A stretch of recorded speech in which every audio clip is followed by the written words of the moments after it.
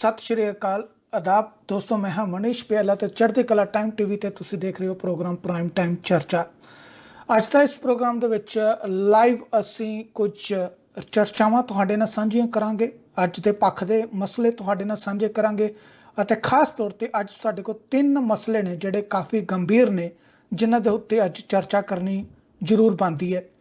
ਅੱਜ ਦੇ ਇਸ ਪ੍ਰੋਗਰਾਮ ਦੇ ਵਿੱਚ ਖਾਸ ਤੌਰ ਤੇ ਅਸੀਂ ਸੁਮੇਧ ਸੈਣੀ ਦੇ ਉੱਤੇ 29 ਸਾਲ ਬਾਅਦ ਕਿਸ ਤਰੀਕੇ ਨਾਲ ਇੱਕ ਵਾਰੀ ਫਿਰ ਕਾਨੂੰਨ ਦਾ ਸਕੰਜਾ ਕੱਸਣ ਦੀ ਕੋਸ਼ਿਸ਼ ਕੀਤੀ ਜਾ ਰਹੀ ਹੈ, ਉਹਦੇ ਉੱਤੇ ਵੀ ਗੱਲਬਾਤ ਕਰਾਂਗੇ। ਅਤੇ ਵਿਸ਼ਾਖਾਪਟਨਮ ਦੇ ਵਿੱਚ ਕਿਸ ਤਰੀਕੇ ਦੇ ਨਾਲ ਜ਼ਹਿਰੀਲੀ ਗੈਸ ਨੇ ਹੁਣ ਤੱਕ 11 ਜਾਨਾਂ ਨੂੰ ਲੀਲ ਲਿਆ ਹੈ ਅਤੇ ਸੈਂਕੜੇ ਜਿਹੜੇ ਨੇ ਹਸਪਤਾਲ ਦੇ ਵਿੱਚ ਵਿਚਾਰ ਅਧੀਨ ਨੇ, ਉਹਨਾਂ ਦਾ ਕੀ ਹਾਲ ਹੈ, ਉਹਦੇ ਉੱਤੇ ਗੱਲਬਾਤ ਕਰਾਂਗੇ। ਤੇ ਨੈਚੁਰਲੀ ਕਿਉਂਕਿ ਕਰੋਨਾ ਵਾਇਰਸ ਦੀ ਜਦੋਂ ਗੱਲ ਹੁੰਦੀ ਹੋਵੇ, ਆਸੇ-ਪਾਸੇ ਹਰ ਕੋਈ ਜਿਹੜਾ ਕਰੋਨਾ ਵਾਇਰਸ ਦੀ ਗੱਲ ਕਰਦਾ ਹੋਵੇ ਤਾਂ ਉਹਦੇ ਉੱਤੇ ਵੀ ਖੁੱਲ੍ਹ ਕੇ ਅਸੀਂ ਅੱਜ ਗੱਲਬਾਤ ਕਰਾਂਗੇ। ਪੰਜਾਬ ਦੇ ਵੱਖ-ਵੱਖ ਇਕਾਂਤਵਾਸ ਕੇਂਦਰ, ਭਾਵੇਂ ਉਹ ਡੇਰੇ ਦੇ ਵਿੱਚ ਹੋਣ, ਭਾਵੇਂ ਉਹ ਵੱਖ-ਵੱਖ ਗੁਰੂ ਘਰਾਂ ਦੇ ਵਿੱਚ ਹੋਣ ਜਾਂ ਸਰਕਾਰੀ ਇਮਾਰਤਾਂ ਦੇ ਵਿੱਚ ਹੋਣ, ਉਸ ਦੇ ਉੱਤੇ ਵੀ ਅਸੀਂ ਅੱਜ ਖੁੱਲ੍ਹ ਕੇ ਗੱਲਬਾਤ ਕਰਨ ਦੀ ਕੋਸ਼ਿਸ਼ ਕਰਾਂਗੇ। ਖਾਸ ਤੌਰ ਤੇ ਅੱਜ ਕਿਉਂਕਿ ਕਰੋਨਾ ਵਾਇਰਸ ਨੇ ਬਹੁਤ ਸਾਰੇ ਪਰਿਵਾਰਾਂ ਨੂੰ ਝੰਜੋੜ ਕੇ ਰੱਖਿਆ, ਬਹੁਤ ਸਾਰੇ ਪਰਿਵਾਰਾਂ ਨੂੰ ਨੁਕਸਾਨ ਪਹੁੰਚਾਇਆ। ਚੜ੍ਹਦੀ ਕਲਾ ਟਾਈਮ ਟੀਵੀ ਨਾਰਥ ਅਮਰੀਕਾ ਦੇ ਨਾਲ ਵੀ ਇੱਕ ਪਰਿਵਾਰ ਸਦਾ ਜੁੜਿਆ ਰਿਹਾ ਹੈ। ਲੰਮੇ ਸਮੇਂ ਤੋਂ ਉਹਨਾਂ ਨੇ ਹਰ ਤਰੀਕੇ ਦੇ ਨਾਲ ਚੜ੍ਹਦੀ ਕਲਾ ਦੀ ਮਦਦ ਕਰਨ ਦੀ ਕੋਸ਼ਿਸ਼ ਕੀਤੀ ਹੈ। ਇਹ ਪਰਿਵਾਰ ਹੈਗਾ ਪ੍ਰੇਮਪੁਰੀ ਹੋਣਾ ਦਾ, ਜਿਨ੍ਹਾਂ ਨੇ ਖਾਸ ਤੌਰ ਤੇ ਸਮੇਂ-ਸਮੇਂ ਦੇ ਉੱਤੇ ਸਾਡੇ ਨਾਲ ਸਾਡੀ ਰੀੜ੍ਹ ਦੀ ਹੱਡੀ ਬਣ ਕੇ ਕੰਮ ਕੀਤਾ, ਪਰ ਕਰੋਨਾ ਵਾਇਰਸ ਨੇ ਇਸ ਪਰਿਵਾਰ ਦੇ ਉੱਤੇ ਲਗਾਤਾਰ ਸੱਟਾਂ ਮਾਰੀਆਂ ਨੇ। ਸਭ ਤੋਂ ਪਹਿਲਾਂ ਡਾਕਟਰ ਚਰਨ ਸਿੰਘ ਜੀ, ਜਿਹੜੇ ਕਿ ਆਪਣੇ ਆਪ 'ਚ ਉਹ ਪਰਸਨੈਲਿਟੀ ਸਨ ਜਿਹੜੇ ਲਗਾਤਾਰ ਪੰਜਾਬੀ ਦੇ ਅਤੇ ਪੰਜਾਬੀਅਤ ਦੇ ਭਲੇ ਵਾਸਤੇ ਬਹੁਤ ਕੰਮ ਉਹਨਾਂ ਨੇ ਕੀਤੇ। ਜਿੱਥੇ ਵੀ ਲੋੜ ਪਈ ਉਹ ਹਮੇਸ਼ਾ ਖੜੇ ਹੁੰਦੇ ਸਨ। ਸੰਤ ਬਾਬਾ ਪ੍ਰੇਮ ਸਿੰਘ ਸਿੱਖ ਕਲਚਰ ਸੁਸਾਇਟੀ ਦੇ ਉਹ ਸੈਕਟਰੀ ਵੀ ਰਹੇ ਅਤੇ ਲੰਮੇ ਸਮੇਂ ਤੱਕ ਉਹਨਾਂ ਨੇ ਜਿਹੜਾ ਆਪਣੀਆਂ ਧਾਰਮਿਕ ਪੱਖੋਂ ਵੀ ਸੇਵਾਵਾਂ ਦਿੱਤੀਆਂ। ਪਿਛਲੇ ਦਿਨਾਂ ਦੇ ਵਿੱਚ ਉਹਨਾਂ ਦਾ ਦੇਹਾਂਤ ਹੋ ਗਿਆ ਸੀ। ਕੱਲ੍ਹ ਉਹਨਾਂ ਦਾ ਅੰਤਿਮ ਸੰਸਕਾਰ ਨਿਊਯਾਰਕ ਦੇ ਵਿੱਚ ਕੀਤਾ ਗਿਆ, ਪਰ ਲੱਗਦਾ ਸੀ ਕਿ ਰੱਬ ਨੂੰ ਇਹ ਕਹਿਰ ਅਜੇ ਥੋੜ੍ਹਾ ਛੋਟਾ ਲੱਗਦਾ ਸੀ। ਅੱਜ ਇਸ ਪਰਿਵਾਰ ਦੇ ਉੱਤੇ ਇੱਕ ਵਾਰ ਫਿਰ ਕਹਿਰ ਜਿਹੜਾ ਉਹ ਡਿੱਗਿਆ। ਅੱਜ ਉਹਨਾਂ ਦੇ ਸਪੁੱਤਰ ਗੁਰਜਸਪ੍ਰੀਤ ਸਿੰਘ ਹੋਣਾ ਦਾ ਵੀ ਦੇਹਾਂਤ ਜਿਹੜਾ ਹੈ ਉਹ ਕਰੋਨਾ ਵਾਇਰਸ ਦੇ ਕਰਕੇ ਹੋ ਗਿਆ। ਇਹ ਖਬਰ ਜਦੋਂ ਸਾਡੇ ਕੋਲ ਪੁੱਜੀ ਹੈ, ਇਹ ਆਪਣੇ ਆਪ 'ਚ ਸਾਡੇ ਸਾਰਿਆਂ ਦੇ ਵਾਸਤੇ ਦੁਖਦਾਈ ਖਬਰ ਹੈਗੀ ਹੈ। ਪ੍ਰੇਮਪੁਰੀ ਪਰਿਵਾਰ ਜਿਹੜਾ ਹੈ ਹਮੇਸ਼ਾ ਪ੍ਰੇਮ ਦੇ ਨਾਲ ਭਰਿਆ ਰਿਹਾ, ਹਮੇਸ਼ਾ ਉਹਨਾਂ ਨੇ ਲੋਕਾਂ ਦੀ ਮਦਦ ਵੀ ਕੀਤੀ ਹੈ ਅਤੇ ਕਹਿ ਸਕਦੇ ਹਾਂ ਕਿ ਜਿੱਥੇ ਵੀ ਲੋੜ ਪੈਂਦੀ ਸੀ ਉੱਥੇ ਆ ਕੇ ਨਾਲ ਖੜਦੇ ਸਨ। ਪਰ ਅੱਜ ਇਸ ਪਰਿਵਾਰ ਦੇ ਉੱਤੇ ਦੁੱਖਾਂ ਦਾ ਪਹਾੜ ਡਿੱਗਿਆ। ਪ੍ਰੇਮਪੁਰੀ ਜਿਹੜੇ ਹੈਗੇ ਨੇ, ਇਹਨਾਂ ਦਾ ਪਿੰਡ ਹੈਗਾ ਪ੍ਰੇਮਪੁਰਾ, ਇਹ ਹੁਸ਼ਿਆਰਪੁਰ ਦੇ ਲਾਗੇ ਦੇ ਹੈਗੇ ਨੇ ਅਤੇ ਜਿੰਨਾ ਵੀ ਭਾਈਚਾਰਾ ਹੈਗਾ, ਖਾਸ ਤੌਰ ਤੇ ਪੰਜਾਬੀ ਭਾਈਚਾਰਾ ਜਿਹੜਾ ਨਿਊਯਾਰਕ ਦੇ ਵਿੱਚ ਵੱਸਦਾ ਹੈ, ਉਹਨਾਂ ਨੂੰ ਇਸ ਪਰਿਵਾਰ ਬਾਰੇ ਭਲੀ ਭਾਂਤ ਪਤਾ ਹੈਗਾ। ਅਸੀਂ ਚੜ੍ਹਦੀ ਕਲਾ ਟਾਈਮ ਟੀਵੀ ਪਰਿਵਾਰ ਦੇ ਵੱਲੋਂ ਅੱਜ ਉਹਨਾਂ ਦੇ ਇਸ ਦੁੱਖ ਦੇ ਸਮੇਂ ਦੇ ਵਿੱਚ ਉਹਨਾਂ ਦੇ ਨਾਲ ਖੜਦੇ ਹਾਂ ਅਤੇ ਇਹ ਜ਼ਰੂਰ ਰੱਬ ਕੋ ਅਰਦਾਸ ਕਰਦੇ ਕਿ ਰੱਬਾ ਹੋਰ ਇਹ ਤੋਂ ਜ਼ਿਆਦਾ ਜਿਹੜਾ ਕਹਿਰ ਨਾ ਕਰ ਅਤੇ ਜਿਹੜੇ ਵੀ ਪਰਿਵਾਰ ਇਸ ਵੇਲੇ ਇਸ ਦੁੱਖ ਦੀਆਂ ਘੜੀਆਂ ਦੇ ਵਿੱਚ ਨੇ, ਉਹਨਾਂ ਤੇ ਥੋੜ੍ਹਾ ਜਿਹਾ ਰਹਿਮ ਕਰ ਅਤੇ ਆਪਣੀ ਦਇਆ ਦ੍ਰਿਸ਼ਟੀ ਜਿਹੜੀ ਹੈ ਜ਼ਰੂਰ ਬਣਾ ਕੇ ਰੱਖੇ। ਇਹ ਸਾਡੇ ਵੱਲੋਂ ਅਰਦਾਸ ਹੈ। ਦੁੱਖ ਦੀ ਘੜੀਆਂ ਦੇ ਵਿੱਚ ਇਸ ਪਰਿਵਾਰ ਦੇ ਨਾਲ ਅੱਜ ਅਸੀਂ ਆਪਣੇ ਵੱਲੋਂ ਦੁੱਖ ਜਿਹੜਾ ਉਹਨਾਂ ਦੇ ਨਾਲ ਸਾਂਝਾ ਕਰਦੇ ਹਾਂ। ਸੋ ਪ੍ਰੋਗਰਾਮ ਜਿਹੜਾ ਉਹ ਸ਼ੁਰੂ ਕਰਦੇ ਹਾਂ, ਕਿਉਂਕਿ ਪ੍ਰੋਗਰਾਮ ਦੇ ਵਿੱਚ ਸਭ ਤੋਂ ਪਹਿਲਾਂ ਅੱਜ ਸੁਮੇਧ ਸੈਣੀ ਦੀ ਗੱਲ ਕਰਨੀ ਜਿਹੜੀ ਹੈ ਬੜੀ ਜ਼ਰੂਰੀ ਹੋ ਜਾਂਦੀ ਹੈ। 29 ਵਰ੍ਹੇ 1991 ਦੀ ਗੱਲ। ਪੁਲਿਸ ਨੇ ਪੰਜਾਬ ਦੇ ਵਿੱਚ ਬਹੁਤ ਕੁਝ ਕੀਤਾ। ਸਮੇਂ-ਸਮੇਂ ਦੇ ਉੱਤੇ ਬਹੁਤ ਸਾਰੇ ਪੁਲਿਸ ਕਰਮਚਾਰੀ ਪੰਜਾਬ ਦੇ ਵਿੱਚ ਤਰੱਕੀਆਂ ਵੀ ਮਿਲੀਆਂ, ਉਹਨਾਂ ਨੂੰ ਉਹਨਾਂ ਦੀ ਵਾਹ-ਵਾਹੀ ਵੀ ਹੋਈ, ਪਰ ਬਹੁਤ ਸਾਰੇ ਪੁਲਿਸ ਮੁਲਾਜ਼ਮਾਂ ਨੂੰ ਸਮੇਂ-ਸਮੇਂ ਦੇ ਉੱਤੇ ਜਿਹੜਾ ਹੈ ਉਹ ਚੁਣੌਤੀਆਂ ਦਾ ਸਾਹਮਣਾ ਵੀ ਕਰਨਾ ਪਿਆ, ਕਿਉਂਕਿ ਜੋ ਕੁਛ ਉਹ ਪਿਛੋਕੜ ਦੇ ਵਿੱਚ ਕਰਕੇ ਆਏ ਸਨ, ਭਾਵੇਂ ਉਹ ਪੈਸੇ ਦੇ ਲਈ ਹੋਵੇ, ਭਾਵੇਂ ਸਿਰਾਂ ਦੇ ਉੱਤੇ ਇਨਾਮ ਦੇ ਲਈ ਹੋਵੇ, ਭਾਵੇਂ ਉਹ ਮੈਡਲਾਂ ਦੇ ਲਈ ਹੋਵੇ, ਜੋ ਕੁਛ ਵੀ ਕੀਤਾ ਗਿਆ ਉਹਦੇ ਕਈ ਨਾ ਕਈ ਚਿਰਾਂ ਬਾਅਦ ਕਈ ਪੁਲਿਸ ਕਰਮਚਾਰੀਆਂ ਨੂੰ ਉਹਦੇ ਕਰਕੇ ਸਲਾਖਾਂ ਦੇ ਪਿੱਛੇ ਜਾਣਾ ਪਿਆ। ਸੁਮੇਧ ਸੈਣੀ ਵੀ ਜਿਹੜਾ ਨਾਮ ਸਮੇਂ-ਸਮੇਂ ਦੇ ਉੱਤੇ ਆਉਂਦਾ ਰਿਹਾ, ਸਮੇਂ-ਸਮੇਂ ਦੇ ਉੱਤੇ ਇਹਦੇ ਉੱਤੇ ਗੱਲਬਾਤ ਹੁੰਦੀ ਰਹੀ, ਸਮੇਂ-ਸਮੇਂ ਦੇ ਉੱਤੇ ਇਹਨਾਂ ਦੇ ਖਿਲਾਫ ਜਿਹੜਾ ਉਹ ਪ੍ਰਦਰਸ਼ਨ ਵੀ ਹੁੰਦਾ ਰਿਹਾ, ਲੇਕਿਨ ਹਰ ਵੇਲੇ ਰਾਜਨੀਤਿਕ ਗਲਿਆਰਿਆਂ ਦੇ ਵਿੱਚ ਆਪਣੇ ਕਦਮ ਹੋਣ ਕਰਕੇ ਅਤੇ ਰਾਜਨੀਤਿਕ ਗਲਿਆਰਿਆਂ ਦੇ ਨਾਲ ਆਂਚ ਤੇ ਸਾਂਝ ਹੋਣ ਦੇ ਕਰਕੇ ਇਹਨਾਂ ਦੀ ਹਮੇਸ਼ਾ ਜਿਹੜੀ ਹੈ ਉਹ ਸੁਣੀ ਗਈ। ਕਈ ਵਾਰ ਇਹਨਾਂ ਨੂੰ ਇਸ ਮਸਲੇ ਦੇ ਵਿੱਚ ਜਿਹੜਾ ਵੀ ਅੱਜ ਹੁਣ 29 ਸਾਲਾਂ ਬਾਅਦ ਦੁਬਾਰਾ ਇਹ ਮਸਲਾ ਦਰਜ ਹੋਇਆ, ਉਸ ਦੇ ਵਿੱਚ ਪਹਿਲਾਂ ਵੀ ਕਈ ਵਾਰ FIR ਹੋ ਚੁੱਕੀਆਂ ਹੋਈਆਂ ਨੇ, ਅਦਾਲਤਾਂ ਦਾ ਰੁਖ ਵੀ ਕਰਨਾ ਪਿਆ, ਪਰ ਠੀਕ ਸੀ ਉਸ ਵੇਲੇ ਚੱਲਦੀ ਸੀ ਅਤੇ ਉਸ ਕਰਕੇ ਬਚਾਅ ਹੋ ਗਿਆ। ਪਰ ਹੁਣ ਫਿਰ 29 ਸਾਲਾਂ ਬਾਅਦ ਪਿਛੋਕੜ ਨੇ ਆਣ ਘੇਰਿਆ ਹੈ। ਭਾਵੇਂ ਸੁਮੇਧ ਸੈਣੀ ਇਹਨੂੰ ਜਿਹੜਾ ਇੱਕ ਵਾਰੀ ਰਾਜਨੀਤਿਕ ਜਿਹੜੀ ਆ ਉਹ ਲੜਾਈ ਦਾ ਰੂਪ ਦੇਣ ਦੀ ਕੋਸ਼ਿਸ਼ ਕਰ ਰਹੇ ਨੇ ਕਿ ਪੰਜਾਬ ਦੇ ਮੁੱਖ ਮੰਤਰੀ ਕੈਪਟਨ ਅਮਰਿੰਦਰ ਸਿੰਘ ਹੋਣਾ ਦੇ ਖਿਲਾਫ ਮੈਂ ਲੁਧਿਆਣਾ ਸਿਟੀ ਸਕੈਮ ਨੂੰ ਲੈ ਕੇ ਬੋਲਦਾ ਰਿਹਾ, ਜਿਹੜੀ ਵਿਜੀਲੈਂਸ ਬਿਊਰੋ ਵੱਲੋਂ ਕੰਪਲੇਂਟ ਨੂੰ ਆਪਣੀ ਜਿਹੜੀ FIR ਸੀ ਉਹਨੂੰ ਜਿਹੜਾ ਖਾਰਜ ਕੀਤਾ ਗਿਆ, ਕੇਸ ਨੂੰ ਖਤਮ ਕੀਤਾ ਗਿਆ, ਮੈਂ ਉਹਦੇ ਖਿਲਾਫ ਬੋਲਦਾ ਰਿਹਾ। ਇਸ ਕਰਕੇ ਜਿਹੜਾ ਇਹ ਮੇਰੇ ਤੇ ਕਾਰਵਾਈ ਜਾਂ FIR ਜਿਹੜੀ ਹੈ ਉਹ ਦੁਬਾਰਾ ਕੀਤੀ ਗਈ ਹੈ।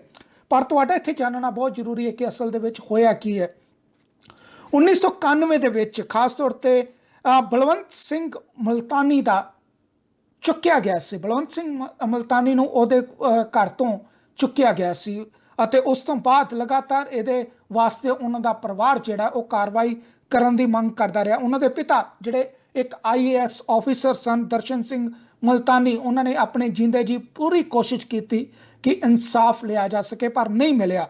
ਅਖੀਰ ਦੇ ਵਿੱਚ ਮੁਲਤਾਨੀ ਉਹਨਾਂ ਦੀ ਜਿਹੜੀ ਡੈੱਡ ਬੋਡੀ ਵੀ ਨਹੀਂ ਮਿਲੀ ਅਤੇ ਦੱਸਿਆ ਜਾਂਦਾ ਕਿ ਪੁਲਿਸ ਦੇ ਕਿਤਾਬਾਂ ਦੇ ਵਿੱਚ ਅੱਜ ਵੀ ਉਹਨਾਂ ਨੂੰ PO ਤੱਕ ਜਿਹੜਾ ਉਹ ਕਿਹਾ ਜਾਂਦਾ, ਪਰ ਪਰਿਵਾਰ ਦਾ ਇਹ ਕਹਿਣਾ ਸੀ ਕਿ ਉਹਨਾਂ ਨੂੰ ਜਿਹੜਾ ਉਹ ਮਾਰ ਦਿੱਤਾ ਗਿਆ ਜਾਂ ਮਾਰ ਮੁਕਾ ਕੇ ਉਹਨਾਂ ਨੂੰ ਲਾਸ਼ ਨੂੰ ਖੁਰਦ-ਬੁਰਦ ਕਰ ਦਿੱਤਾ ਗਿਆ।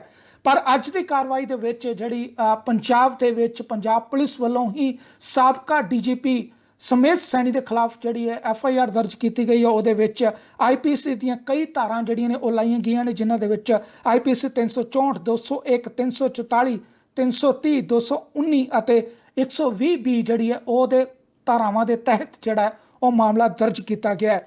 ਇਹ ਅਤੇ ਜਿਹੜੀ ਕੰਪਲੇਂਟ ਕੀਤੀ ਹੈ ਉਹਨਾਂ ਦੇ ਭਰਾ ਮ੍ਰਿਤਕ ਬਲਵੰਤ ਸਿੰਘ ਮੁਲਤਾਨੀ ਦਾ ਭਰਾ ਪਲਵਿੰਦਰ ਸਿੰਘ ਮੁਲਤਾਨੀ ਦੇ ਵੱਲੋਂ ਜਿਹੜੀ ਹੈ ਕੰਪਲੇਂਟ ਕੀਤੀ ਗਈ ਸੀ ਅਤੇ ਉਹਦੇ ਤਹਿਤ ਹੁਣ ਜਿਹੜੀ ਹੈ ਕਾਰਵਾਈ ਜਿਹੜੀ ਹੈ ਉਹ ਹੋਣ ਜਾ ਰਹੀ ਹੈ।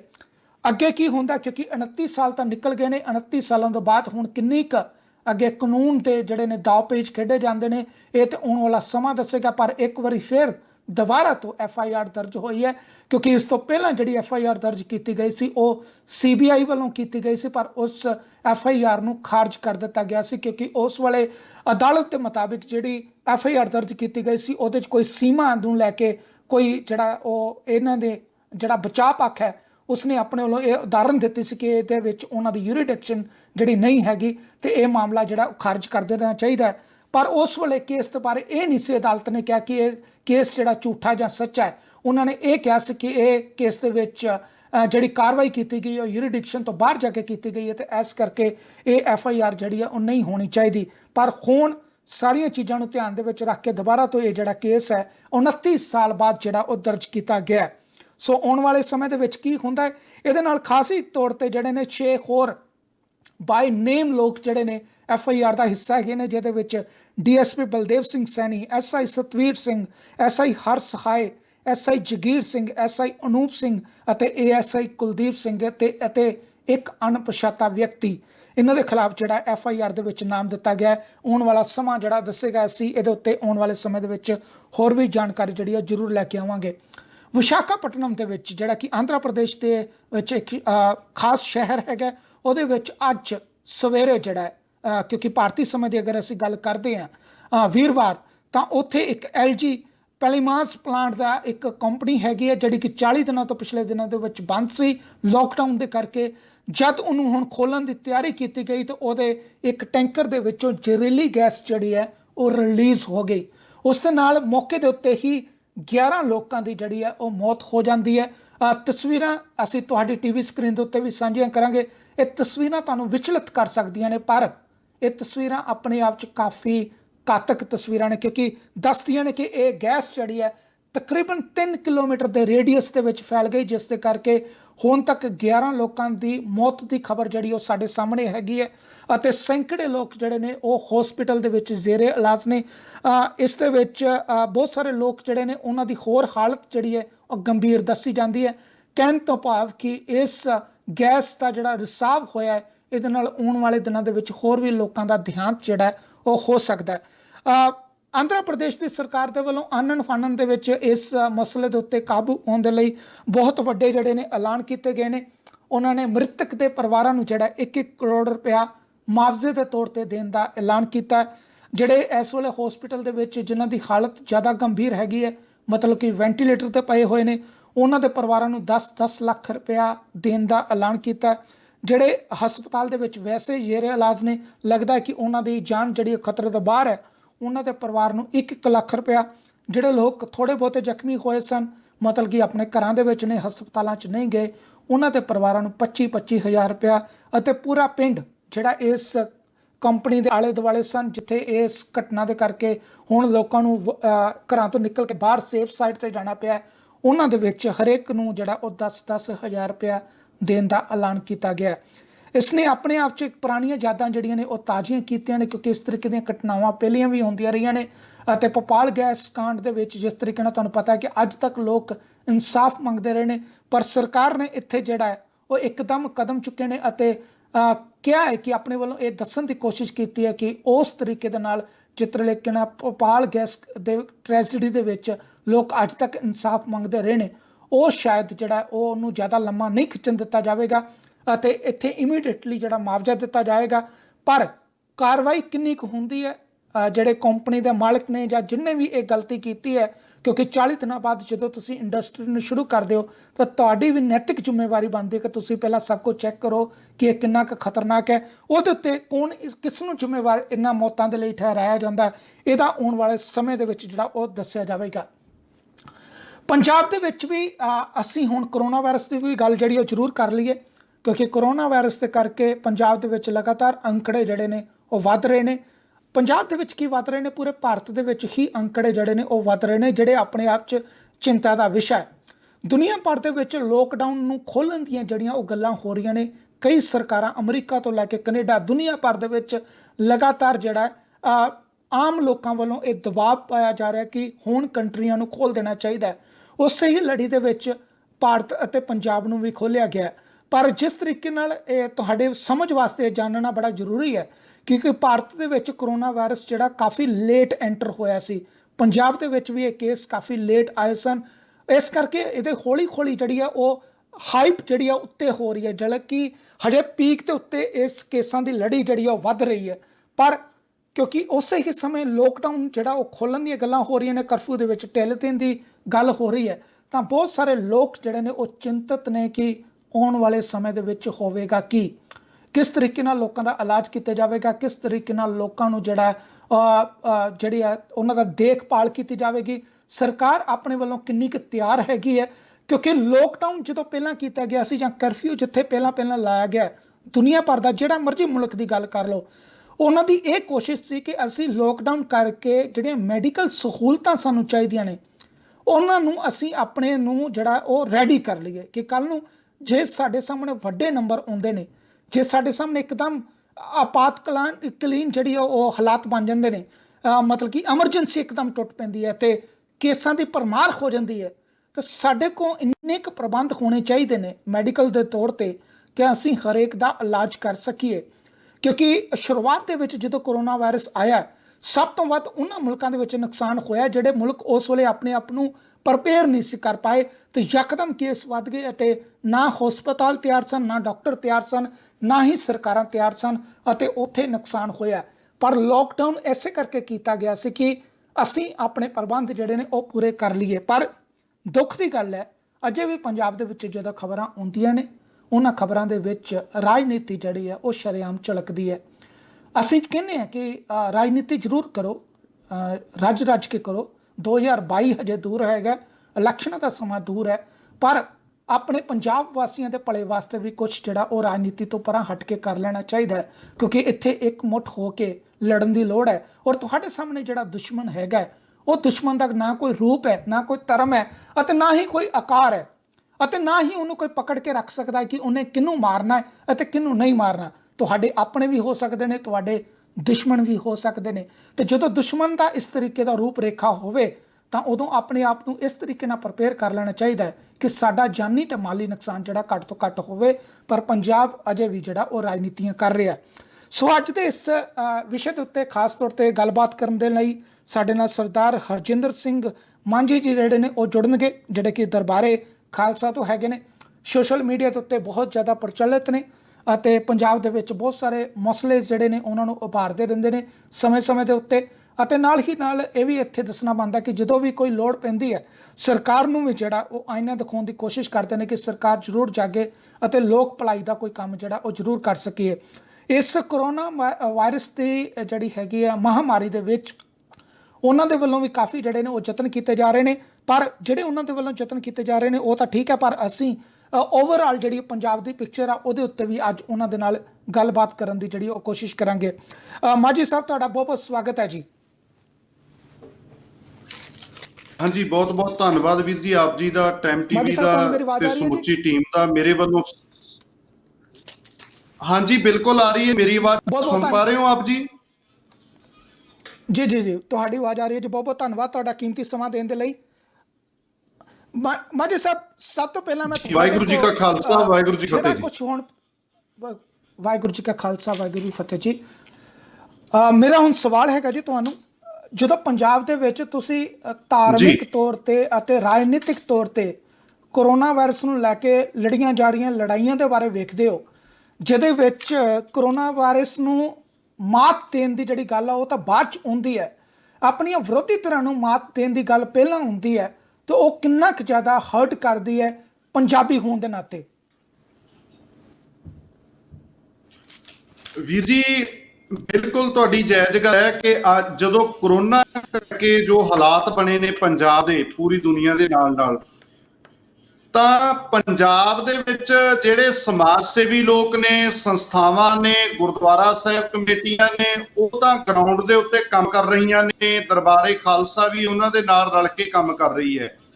पर जिहड़े राजनीतिक लोग ने भावें ओह किसी भी पार्टी दे ने, ओह हमेशा ਇਹੋ ਜਿਹੇ ਖਤਰਨਾਕ ਮਾਹੌਲ ਦੇ ਵਿੱਚ ਵੀ ਰਾਜਨੀਤੀ ਕਰਨ ਤੋਂ ਬਾਜ਼ ਨਹੀਂ ਆਉਂਦੇ। ਜੇ ਮੈਂ ਰਸਦਾਂ ਗੱਲ ਕਰਾਂ ਜਿਹੜੀਆਂ ਲੋੜਵੰਦ ਲੋਕਾਂ ਤੱਕ ਰਸਦਾਂ ਪਹੁੰਚਾਈਆਂ ਜਾ ਰਹੀਆਂ ਨੇ ਸਰਕਾਰ ਵੱਲੋਂ, ਤਾਂ ਉੱਥੇ ਜਿਹੜੇ ਐਮਸੀ ਲੈਵਲ ਤੇ ਸਰਪੰਚ ਲੈਵਲ ਦੇ ਜਿਹੜੇ ਬੰਦੇ ਨੇ ਉਹ ਆਪਣੀਆਂ ਰਸਦਾਂ ਦੇ ਰਾਹੀਂ ਵੀ ਵੋਟਾਂ ਵੇਖ ਰਹੇ ਨੇ। ਵੋਟਾਂ ਵੇਖ ਕੇ ਲੋੜਵੰਦਾਂ ਨੂੰ ਰਸਦਾਂ ਪਹੁੰਚਾਉਂਦੇ ਨੇ। ਮੈਂ ਬਹੁਤ ਸਾਰੇ ਪਿੰਡਾਂ ਦੇ ਵਿੱਚ ਇਲਾਕਿਆਂ ਦੇ ਵਿੱਚ ਜਾਣਦਾ, ਉੱਥੇ ਅਸੀਂ ਦੇਖਿਆ ਸਾਨੂੰ ਨਿਤ ਜਿਹੇ ਟੈਲੀਫੋਨ ਆ ਰਹੇ ਨੇ ਕਿ ਸਾਡੇ ਸਰਪੰਚ ਨੇ, ਸਾਡੇ ਐਮਸੀ ਨੇ ਸਾਨੂੰ ਅਜੇ ਤੱਕ ਰਸਦ ਨਹੀਂ ਤੁਸੀਂ ਪਹੁੰਚਾ ਜਿਓ।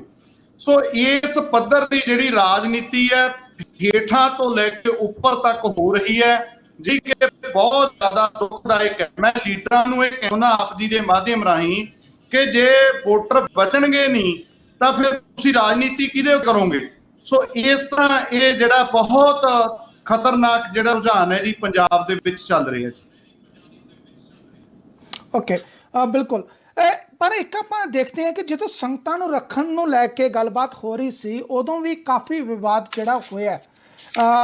ਸਰਕਾਰ ਜਿਹੜੀ ਸੀ ਪਹਿਲਾਂ ਸ਼ੁਰੂਆਤ ਦੇ ਵਿੱਚ ਇਹ ਕਹਿ ਰਹੀ ਸੀ ਕਿ ਅਸੀਂ ਬਿਲਕੁਲ ਸਮਰੱਥ ਹੈਗੇ ਹਾਂ, ਸਾਡੇ ਕੋਲ ਇੰਤਜ਼ਾਮ ਜਿਹੜੇ ਨੇ ਬਿਲਕੁਲ ਪੂਰੇ ਨੇ ਅਤੇ ਕਿਸੇ ਤਰੀਕੇ ਦੀ ਕੋਈ ਵੀ ਚਿੰਤਾ ਕਰਨ ਦੀ ਲੋੜ ਨਹੀਂ ਹੈਗੀ, ਸਾਡੇ ਕੋਲ ਪ੍ਰਬੰਧ ਪੂਰੇ ਨੇ। ਪਰ ਜਦੋਂ ਹਜੂਰ ਸਾਹਿਬ ਤੋਂ ਸੰਗਤ ਪੰਜਾਬ ਦੇ ਵਿੱਚ ਵਾਪਸ ਆਉਂਦੀ ਹੈ ਤਾਂ ਇੱਕਦਮ ਜਿਹੜੀ ਆ ਉਹ ਹੱਥਾਂ ਪੈਰਾਂ ਦੀ ਪੈ ਜਾਂਦੀ ਹੈ। ਜਿਹੜੀ ਸਰਕਾਰ ਕਹਿੰਦੀ ਸੀ ਕਿ ਅਸੀਂ ਆਪਣੀਆਂ ਜਗ੍ਹਾ ਦੇ ਉੱਤੇ ਇੰਤਜ਼ਾਮ ਕੀਤੇ ਨੇ, ਉਹਨਾਂ ਦੀ ਜਗ੍ਹਾ ਤੇ ਸੰਗਤਾਂ ਨੂੰ ਵੱਖ-ਵੱਖ ਜਗ੍ਹਾ ਤੇ ਠਹਿਰਾਉਣ ਦੀ ਕੋਸ਼ਿਸ਼ ਕੀਤੀ ਜਾਂਦੀ ਹੈ। ਉਹ ਤੋਂ ਬਾਅਦ ਬਹੁਤ ਸਾਰੀਆਂ ਸੰਗਤਾਂ ਜਿਹੜੀਆਂ ਨੇ ਸਮੇਂ-ਸਮੇਂ ਦੇ ਉੱਤੇ ਸੋਸ਼ਲ ਮੀਡੀਆ ਦੇ ਉੱਤੇ ਜਾ ਕੇ ਵੀਡੀਓਜ਼ ਪਾ ਰਹੀਆਂ ਨੇ। ਉਹ ਆਪਣੇ ਆਪ 'ਚ ਜਿਹੜੇ ਲੋਕ ਹਜੇ ਕੋਰੋਨਾ ਵਾਇਰਸ ਦੇ ਨਾਲ ਜਿਨ੍ਹਾਂ ਦਾ ਸਾਹਮਣਾ ਨਹੀਂ ਹੋਇਆ ਉਹਨਾਂ ਨੂੰ ਵੀ ਡਰਾ ਰਹੀਆਂ ਨੇ। ਉਹ ਵੀ ਡਰੇ ਹੋਏ ਨੇ ਕਿ ਜੇ ਇਸ ਤਰੀਕੇ ਦੇ ਇੰਤਜ਼ਾਮ ਨੇ ਤਾਂ ਸਾਡੀ ਜਾਨ ਮਾਲ ਦਾ ਰਾਖਾ ਕੌਣ ਹੈਗਾ? ਇਹਦੇ ਉੱਤੇ ਕੀ ਕਹੋਗੇ? ਬਿਲਕੁਲ ਜੀ, ਮੈਂ ਤੁਹਾਨੂੰ ਕੱਲ ਦੀ ਤਾਜ਼ੀ ਘਟਨਾ ਦੱਸਦਾ। ਸਾਡੇ ਫਰੀਦਕੋਟ ਦੇ ਵਿੱਚ ਗੁਰੂ ਗੋਬਿੰਦ ਸਿੰਘ ਮੈਡੀਕਲ ਕਾਲਜ ਅਤੇ ਹਸਪੀਟਲ ਹੈ, ਉੱਥੇ ਸਾਡੇ ਦਰਬਾਰੇ ਖਾਲਸਾ ਦੇ ਵੀਰ ਹਰਪਿੰਦਰ ਸਿੰਘ ਨੇ ਜਦੋਂ ਕੋਰੋਨਾ ਦੇ ਕਾਰਨ ਜਿਹੜੇ ਇਕਾਂਤਵਾਸ ਕੀਤੇ ਹੋਏ ਵੀਰ, ਉਹਨਾਂ ਨਾਲ ਜਦੋਂ ਰਾਬਤਾ ਕੀਤਾ ਤਾਂ ਉੱਥੇ ਹਜੂਰ ਸਾਹਿਬ ਤੋਂ ਜਿਹੜੇ ਡਰਾਈਵਰ ਵੀ ਨੇ ਇੰਦਰਜੀਤ ਸਿੰਘ ਜਿਹੜਾ ਸੰਗਤ ਨੂੰ ਲੈ ਕੇ ਆਇਆ, ਉਹਨੇ ਦੱਸਿਆ ਕਿ ਸਾਨੂੰ ਸਵੇਰ ਦਾ ਖਾਣਾ ਦੁਪਹਿਰ 1 ਵਜੇ 1:30 ਵਜੇ ਪਹੁੰਚਦਾ ਤੇ ਰਾਤ ਦਾ ਖਾਣਾ ਰਾਤ ਨੂੰ 10:30 ਵਜੇ ਪਹੁੰਚਦਾ। ਤਾਂ ਇਸ ਤਰ੍ਹਾਂ ਦੇ ਜਿਹੜੇ ਬੰਦੋਬਸਤ ਨੇ ਸਰਕਾਰ ਵੱਲੋਂ, ਜਿਹੜੀ ਬਿਆਨਬਾਜ਼ੀ ਤੇ ਜ਼ਿਆਦਾ ਜ਼ੋਰ ਦਿੱਤਾ ਜਾ ਰਿਹਾ ਜੀ, ਔਰ ਪ੍ਰੈਕਟੀਕਲੀ ਅਮਲੀ ਤੌਰ ਤੇ ਜਿਹੜਾ ਕੰਮ ਹੈ ਉਹ ਬਿਲਕੁਲ ਨਹੀਂ ਕੀਤਾ ਜਾ ਰਿਹਾ। ਇਹ ਕਰਕੇ ਜਿਹੜਾ ਹਜੂਰ ਸਾਹਿਬ ਦੀ ਆਪ ਜੀ ਨੇ ਗੱਲ ਕੀਤੀ ਹੈ, ਮੈਂ ਇਹ ਵੀ ਮਹਿਸੂਸ ਕਰਦਾ, ਸਾਰੀ ਸਿੱਖ ਸੰਗਤ ਇਹ ਮਹਿਸੂਸ ਕਰ ਰਹੀ ਹੈ ਕਿ ਹਜੂਰ ਸਾਹਿਬ ਵਾਲੀ ਸੰਗਤ ਨੂੰ ਬਦਨਾਮ ਕੀਤਾ ਜਾ ਰਿਹਾ ਬਹੁਤ ਵੱਡੇ ਪੱਧਰ ਤੇ, ਕਿਉਂਕਿ ਜਦੋਂ ਉੱਥੋਂ ਸੰਗਤ ਆਈ ਹੈ ਤਾਂ ਕੁਝ ਸਾਡੇ ਮਜ਼ਦੂਰ ਭਰਾ ਜਿਹੜੇ ਉੱਥੇ ਕੰਮ ਕਰਨ ਵਾਸਤੇ ਗਏ ਹੋਏ ਸੀਗੇ ਉਹ ਵੀ ਨਾਲ ਆਏ ਨੇ, ਤੇ ਉਹ ਵੀ ਸਾਡੇ ਆਪਣੇ ਸਾਡੇ ਬੇਗਾਨੇ ਨਹੀਂ ਹੈਗੇ, ਉਹ ਨਾਲ ਆ ਗਏ। ਤਾਂ ਉਹ ਸੰਗਤਾਂ ਨੂੰ ਮਾਨਸਿਕ ਤੌਰ ਤੇ ਜਿਹੜਾ ਟੌਰਚਰ ਕੀਤਾ ਜਾ ਰਿਹਾ ਹੈ, ਵੇਖੋ ਮੈਂ ਆਪਣੇ ਤੇ ਲਾ ਕੇ ਬੇਨਤੀ ਕਰਨ ਲੱਗਿਆ, ਮੰਨ ਲਓ ਮੈਨੂੰ ਕੋਈ ਸਮੱਸਿਆ ਹੋਵੇ ਤੇ ਤੁਸੀਂ ਮੈਨੂੰ ਬਿਆਸ ਡੇਰੇ ਦੇ ਵਿੱਚ ਸੱਦੋਗੇ ਜਾਂ ਕਿਤੇ ਇਹੋ ਜਿਹੀ ਜਗ੍ਹਾ ਤੇ ਮੈਨੂੰ ਰੱਖੋਗੇ ਜਿਹਦੇ ਉੱਤੇ ਮੇਰਾ ਭਰੋਸਾ ਨਹੀਂ, ਤਾਂ ਮੈਂ ਮਾਨਸਿਕ ਤੌਰ ਤੇ ਜ਼ਿਆਦਾ ਡਿਸਟਰਬ ਹੋਊਂਗਾ। ਸੋ ਸਰੀਰਕ ਤੌਰ ਤੇ ਤਾਂ ਉਹ ਸੰਗਤਾਂ ਨੂੰ ਇੰਨੀ ਸਮੱਸਿਆ ਨਹੀਂ ਹੈਗੀ, ਉਹ ਠੀਕ ਠਾਕ ਨੇ, ਚੜ੍ਹਦੀ ਕਲਾ ਚ ਨੇ, ਪਰ ਮਾਨਸਿਕ ਤੌਰ ਤੇ ਮੈਂ ਕਹਿੰਦਾ ਟੌਰਚਰ ਕੀਤਾ ਜਾਏ। ਔਰ ਜਦੋਂ ਪੂਰੀ ਦੁਨੀਆ ਦੇ ਵਿੱਚ ਸਿੱਖ ਕੌਮ ਮਨੁੱਖਤਾ ਦੀ ਗੱਲ ਨੂੰ ਲੈ ਸੇਵਾ ਕਰ ਰਹੀ ਹੈ, ਅਮਰੀਕਾ ਦੇ ਵਿੱਚ ਕੌਮੀ ਝੰਡੇ ਦੇ ਨਾਲ ਖਾਲਸੇ ਨਿਸ਼ਾਨ ਚਾਹਾਂਗਾ। ਮੈਂ ਆਪਣੀ ਟੀਮ ਨੂੰ ਬੇਨਤੀ ਕਰਦਾ ਕਿ ਪਹਿਲਾਂ ਤਾਂ ਤੁਹਾਡਾ ਕਨੈਕਸ਼ਨ ਜਿਹੜਾ ਉਹ ਠੀਕ ਕੀਤਾ ਜਾਵੇ। ਵੀਡੀਓ ਜਿਹੜੀ ਹੈ ਉਹ ਬਹੁਤ ਬੁਰੇ ਤਰੀਕੇ ਨਾਲ ਕੱਟ ਕੇ ਆ ਰਹੀ ਹੈ, ਤੁਹਾਡੀ ਆਡੀਓ ਵੀ ਜਿਹੜੀ ਕੱਟ ਰਹੀ ਹੈ। ਅਗਰ ਤੁਹਾਡੇ ਘਰ ਦੇ ਵਿੱਚ ਕੋਈ ਇਸ ਵੇਲੇ ਇੰਟਰਨੈਟ ਨੂੰ ਯੂਜ਼ ਕਰ ਰਿਹਾ ਤਾਂ ਉਹਨੂੰ ਬੇਨਤੀ ਕਰੋ ਕਿ ਉਹ ਨਾ ਵਰਤੇ, ਤਾਂ ਜੋ ਆਪਣਾ ਪ੍ਰੋਗਰਾਮ ਜਿਹੜਾ ਉਹ ਸਹੀ ਤਰੀਕੇ ਨਾਲ ਚੱਲ ਸਕੇ। ਜਿਸ ਤਰ੍ਹਾਂ ਸਰਦਾਰ ਹਰਜਿੰਦਰ ਸਿੰਘ ਮਾਝੀ ਹੋਣਾ ਨੇ ਗੱਲ ਕੀਤੀ ਹੈ ਕਿ ਹਜ਼ੂਰ ਸਾਹਿਬ ਤੋਂ ਜਿਹੜੀ ਸੰਗਤ ਪਿਛਲੇ ਸਮੇਂ ਦੇ ਵਿੱਚ ਆਈ ਸੀ ਉਸ ਨੂੰ ਜਿਹੜਾ ਉਹ ਬਦਨਾਮ ਕੀਤਾ ਜਾ ਰਿਹਾ, ਕਿਉਂਕਿ ਉਸ ਦੇ ਵਿੱਚ ਬਹੁਤ ਸਾਰੇ ਮਜ਼ਦੂਰ ਵੀਰ ਵੀ ਜਿਹੜੇ ਨੇ, ਜਿਹੜੇ ਵੱਖ-ਵੱਖ ਉੱਥੇ ਕੋਟਨ ਇੰਡਸਟਰੀ ਦੇ ਵਿੱਚ ਕੰਮ ਕਰਦੇ ਸਨ, ਉਹਨਾਂ ਨੂੰ ਜਿਹੜਾ ਵਿੱਚ ਸ਼ਾਮਲ ਕਰਕੇ ਲਿਆਂਦਾ ਗਿਆ। ਅਸੀਂ ਆਪਣੇ ਵਿਊਅਰਸ ਨੂੰ ਇੱਥੇ ਜ਼ਰੂਰ ਦੱਸਣਾ ਚਾਹੁੰਦੇ ਕਿ ਅਸੀਂ ਸਭ ਤੋਂ ਪਹਿਲਾਂ ਉਹ ਚੈਨਲ ਸੀ ਚੜ੍ਹਦੀ ਕਲਾ ਟਾਈਮ ਟੀਵੀ ਨਾਰਥ ਅਮਰੀਕਾ, ਜਿਨੇ ਇਸ ਗੱਲ ਦਾ ਖੁਲਾਸਾ ਕੀਤਾ ਸੀ ਕਿ ਹਾਂ ਇਸ ਦੇ ਨਾਲ ਇਹ ਸਭ ਕੁਝ ਕੀਤਾ ਗਿਆ। ਜਿਹੜੀ ਸੰਗਤ ਉੱਥੋਂ ਹਜ਼ੂਰ ਸਾਹਿਬ ਤੋਂ ਚੱਲੀ ਸੀ, ਉਸ ਸੰਗਤ ਦੇ ਆਉਣ ਤੋਂ ਪਹਿਲਾਂ ਗੁਰੂ ਘਰ ਦੇ ਵਿੱਚ ਉਹ ਵੀਰ ਜਿਹੜੇ ਹੈਗੇ ਨੇ, ਜਿਹੜੇ ਉੱਥੋਂ ਦੀ ਕੋਟਨ ਇੰਡਸਟਰੀ ਦੇ ਵਿੱਚ ਕੰਮ ਕਰਦੇ ਨੇ, ਉਹ ਉੱਥੇ ਜਾ ਕੇ ਗੁਰੂ ਘਰ ਦੇ ਵਿੱਚ ਗਏ। ਬਹੁਤ ਸਾਰੇ ਪੰਜਾਬ ਦੇ ਪੋਲੀਟੀਕਲ ਲੋਕਾਂ ਨੇ ਇਸ ਚੀਜ਼ ਨੂੰ ਬਾਅਦ ਚ ਮੰਨਿਆ ਕਿ ਹਾਂ ਅਸੀਂ ਕੀਤਾ ਸੀ, ਸਾਡੇ ਸ਼ੋਅ ਤੋਂ ਬਾਅਦ, ਕਿਉਂਕਿ ਇਹ ਅਸੀਂ ਦੁੱਧ ਦਾ ਦੁੱਧ ਤੇ ਪਾਣੀ ਦਾ ਪਾਣੀ ਕੀਤਾ ਸੀ ਕਿ ਉਹ ਸੰਗਤ ਜਿਹੜੀ ਆ ਬੱਸਾਂ ਦੇ ਵਿੱਚ ਬੈਠ ਕੇ ਆਈ, ਉਸ ਸੰਗਤ ਦੇ ਨਾਲ ਕੋਟਨ ਇੰਡਸਟਰੀ ਦੇ ਵਿੱਚ ਕੰਮ ਕਰਨ ਵਾਲੇ ਵੀਰ ਵੀ ਆਏ। ਅਸੀਂ ਇਹਦੇ ਵਿੱਚ ਕੋਈ ਵੀ ਭੇਦਭਾਵ ਨਹੀਂ ਕਰਦੇ, ਉਹ ਵੀ ਸਾਡੇ ਪੰਜਾਬੀ ਭਰਾ ਨੇ, ਪੰਜਾਬੀ ਵੀਰ ਨੇ, ਮਿਹਨਤਾਂ ਕਰਨ ਲਈ ਦੂਸਰੇ ਸੂਬਿਆਂ ਦੇ ਵਿੱਚ ਗਏ ਸਨ। ਉਹਨਾਂ ਦਾ ਆਉਣਾ ਵੀ ਆਪਣੇ ਪਰਿਵਾਰਾਂ ਦੇ ਵਿੱਚ ਬਹੁਤ ਜ਼ਰੂਰੀ ਸੀ, ਕਿਉਂਕਿ ਇੰਡਸਟਰੀ ਬੁਰੇ ਤਰੀਕੇ ਨਾਲ ਬੰਦ ਸੀ, ਉਹਨਾਂ ਨੂੰ ਕਮਾਈ ਦਾ ਕੋਈ ਸਾਧਨ ਨਹੀਂ ਸੀ, ਖਾਣ ਪੀਣ ਦੇ ਲਾਲੇ ਪਏ ਹੋਏ ਸਨ, ਅਤੇ ਉਹਨਾਂ ਨੂੰ ਜਿਹੜਾ ਵੀ ਜੁਗਾੜ ਲੱਗਾ ਉਹਨਾਂ ਨੇ ਉਸ ਜੁਗਾੜ ਦੀ ਵਰਤੋਂ ਕਰਦੇ ਹੋਏ ਆਪਣੇ ਘਰ ਵਾਪਸ ਆਉਣ ਦੀ ਕੋਸ਼ਿਸ਼ ਕੀਤੀ। ਪਰ ਉਹਦੇ ਵਿੱਚ ਪੋਲੀਟੀਕਲ ਲੋਕਾਂ ਨੇ ਉਸ ਮੌਕੇ ਨੂੰ ਭਣਵਾਉਣ ਵਾਸਤੇ ਅਤੇ ਆਪਣੇ ਆਪ ਨੂੰ ਦੱਸਣ ਵਾਸਤੇ ਕਿ ਅਸੀਂ ਲੀਡਰ ਹੈਗੇ ਆ, ਉਹਨਾਂ ਨੇ ਪੂਰੀ ਇੱਕ ਕੋਸ਼ਿਸ਼ ਕੀਤੀ ਕਿ ਉਹ ਉਹਨਾਂ ਬੱਸਾਂ ਦੇ ਵਿੱਚ ਜਾ ਕੇ ਬੈਠ ਜਾਣ। ਇਹ ਉਹਨਾਂ ਲੋਕਾਂ ਨੂੰ ਪੋਲੀਟੀਕਲੀ ਆਪਣੀ ਗਲਤੀ ਮੰਨ ਲੈਣੀ ਚਾਹੀਦੀ ਹੈ, ਅਤੇ ਇਹਦੇ ਵਿੱਚ ਇੱਕ ਨਹੀਂ ਦੋ ਨਹੀਂ ਕਈ ਲੀਡਰ ਜਿਹੜੇ ਨੇ ਉਹ ਆਪਣੀ ਗਲਤੀ ਮੰਨ ਚੁੱਕੇ ਨੇ, ਭਾਵੇਂ ਉਹ ਗਲਤੀ ਆਪਣੀ ਨਾਲ ਪਿੱਠ ਵੀ ਥਾਪੜਦੇ ਨੇ ਕਿ ਅਸੀਂ ਉਹਨਾਂ ਲੋਕਾਂ ਨੂੰ ਲਿਆਂਦਾ। ਪਰ ਅਸੀਂ ਇਹ ਕਹਿੰਦੇ ਹਾਂ ਕਿ ਜੇ ਤੁਹਾਡੀ ਸਰਕਾਰ ਸੁਣਦੀ ਸੀ ਉਸ ਵੇਲੇ, ਜੇ ਕੇਂਦਰ ਸਰਕਾਰ ਨੇ ਤੁਹਾਡੇ ਕਹਿਣ ਦੇ ਉੱਤੇ ਇਜਾਜ਼ਤ ਦਿੱਤੀ ਸੀ, ਪਰਮਿਸ਼ਨ ਦਿੱਤੀ ਸੀ, ਤਾਂ ਤੁਸੀਂ ਹੱਥ ਹੋਰ ਵੀ ਜੋੜ ਲੈਂਦੇ ਅਤੇ ਉਹਦੇ ਨਾਲ 5-7 ਬੱਸਾਂ ਹੋਰ ਵੀ ਮੰਗ ਲੈਂਦੇ ਕਿ ਭਾਈ 80 ਬੱਸਾਂ ਜਿਹੜੀਆਂ ਨੇ ਉਹ ਸੰਗਤ ਵਾਸਤੇ ਨੇ, ਤੇ 10-15 ਬੱਸਾਂ ਜਿਹੜੀਆਂ ਨੇ ਸਾਨੂੰ ਮਜ਼ਦੂਰਾਂ ਵਾਸਤੇ ਵੀ ਦੇ ਦਿਓ, ਕਿਉਂਕਿ ਰਸਤਾ ਉਹੋ ਹੀ ਹੈ, ਪਾਸ ਵੀ ਉਹੋ ਹੀ ਚੱਲਣਾ ਹੈ, ਰਾਹ ਵੀ ਉਹੋ ਹੀ ਵਰਤਿਆ ਜਾਣਾ ਹੈ, ਤੇ ਉਹਨਾਂ ਬੱਸਾਂ ਦੇ ਵਿੱਚ ਮਜ਼ਦੂਰ ਬਹਿ ਕੇ ਆ ਜਾਣ ਤੇ ਦੂਸਰੀਆਂ ਬੱਸਾਂ ਦੇ ਵਿੱਚ ਸੰਗਤ ਬਹਿ ਕੇ ਆ ਜਾਏ। ਇੱਕ ਆਪਣੇ ਆਪ 'ਚ ਸੋਸ਼ਲ ਡਿਸਟੈਂਸਿੰਗ ਵੀ ਹੋ ਜਾਂਦੀ, ਪਰ ਉਹ ਨਹੀਂ ਕੀਤਾ ਗਿਆ। ਹਰੇਕ ਜਿਹੜੀ ਸੰਗਤ ਨਾਲ ਭਰੀ ਹੋਈ ਬੱਸ ਆਈ, ਉਹਦੇ ਵਿੱਚ ਪਤਾ ਨਹੀਂ ਇੱਕ ਜਿਹੜਾ ਸੀ ਉਹ ਇੰਡਸਟਰੀ ਦੇ ਵਿੱਚ ਕੰਮ ਕਰਨ ਵਾਲਾ ਮਜ਼ਦੂਰ ਸੀ, 2 ਸੀ, 5 ਸੀ, ਨਾ ਕਿਸੇ ਨੇ ਪੁੱਛਿਆ, ਨਾ ਕਿਸੇ ਨੇ ਦੱਸਿਆ। ਤੇ ਜਦੋਂ ਇੱਥੇ ਆਏ ਨੇ ਪੰਜਾਬ ਦੇ ਵਿੱਚ, ਜਦੋਂ ਆਉਂਦੇ ਨੇ ਪੰਜਾਬ ਦੀ ਜੂਹ ਦੇ ਵਿੱਚ ਵੜਦੇ ਨੇ, ਤੇ ਉਦੋਂ ਖੁਲਾਰਾ ਪੈ ਜਾਂਦਾ ਹੈ। ਉਦੋਂ ਕਹਿੰਦੇ ਕਿ ਸੰਗਤ ਜਿਹੜੀ ਉਹ ਕਰੋਨਾ ਬੰਬ ਲੈ ਕੇ ਆ ਗਈ, ਅਤੇ ਬਾਅਦ 'ਚ ਆਪਣੀ ਗਲਤੀ ਜਿਹੜੀ ਕਿਸੇ ਨੇ ਮੰਨੀ ਨਹੀਂ ਕਿ ਜਦੋਂ ਅਸੀਂ ਬੱਸਾਂ ਦੇ ਵਿੱਚ ਬਿਠਾ ਰਹੇ ਸਾਂ, ਉਦੋਂ ਅਸੀਂ ਬੱਸਾਂ ਦੇ ਵਿੱਚ ਕਿਹਨੂੰ ਪੁੱਛ ਕੇ ਬਿਠਾਇਆ ਕਿ ਕੌਣ ਸੰਗਤ ਤੋਂ ਹੈ, ਕੌਣ ਮਜ਼ਦੂਰ ਹੈ। ਇਹ ਆਪਣੇ ਆਪ 'ਚ ਜਿਹੜੀਆਂ ਵੱਡੀਆਂ ਇਹਨਾਂ ਦੀਆਂ ਗਲਤੀਆਂ ਨੇ। ਉਮੀਦ ਕਰਦੇ ਹਾਂ ਹਰਜਿੰਦਰ ਸਿੰਘ ਮਾਂਝੀ ਜੀ ਸਾਡੇ ਨਾਲ ਸਹੀ ਤਰੀਕੇ ਨਾਲ ਫਿਰ ਜੁੜ ਗਏ ਹੋਣਗੇ। ਕਿ ਮਾਂਝੀ ਜੀ ਦੁਬਾਰਾ ਤੁਹਾਨੂੰ ਮੇਰੀ ਆਵਾਜ਼ ਆ ਰਹੀ ਹੈ ਜੀ? ਹਾਂਜੀ ਬਿਲਕੁਲ ਆ ਰਹੀ ਹੈ ਵੀਰ ਜੀ, ਤੁਸੀਂ ਦੇਖੋ ਤੁਹਾਡੇ ਕੋਲ ਪਹੁੰਚ ਰਹੀ ਹੈ ਜੀ ਆਵਾਜ਼ ਮੇਰੀ ਠੀਕ? ਹਾਂਜੀ ਆਵਾਜ਼ ਆ ਰਹੀ ਹੈ, ਤੁਹਾਡੀ ਤਸਵੀਰ ਬਾਰ-ਬਾਰ ਕੱਟ ਰਹੀ ਹੈ। ਮੈਂ ਜ਼ਰੂਰ ਤੁਹਾਨੂੰ ਕਹਾਂਗਾ ਜਿੱਥੇ ਤੁਹਾਨੂੰ ਇੰਟਰਨੈਟ ਬੈਟਰ ਮਿਲਦਾ ਹੈ ਥੋੜਾ ਜਿਹਾ ਉੱਥੇ ਮੂਵ ਕਰਨ ਦੀ ਕੋਸ਼ਿਸ਼ ਕਰੋ।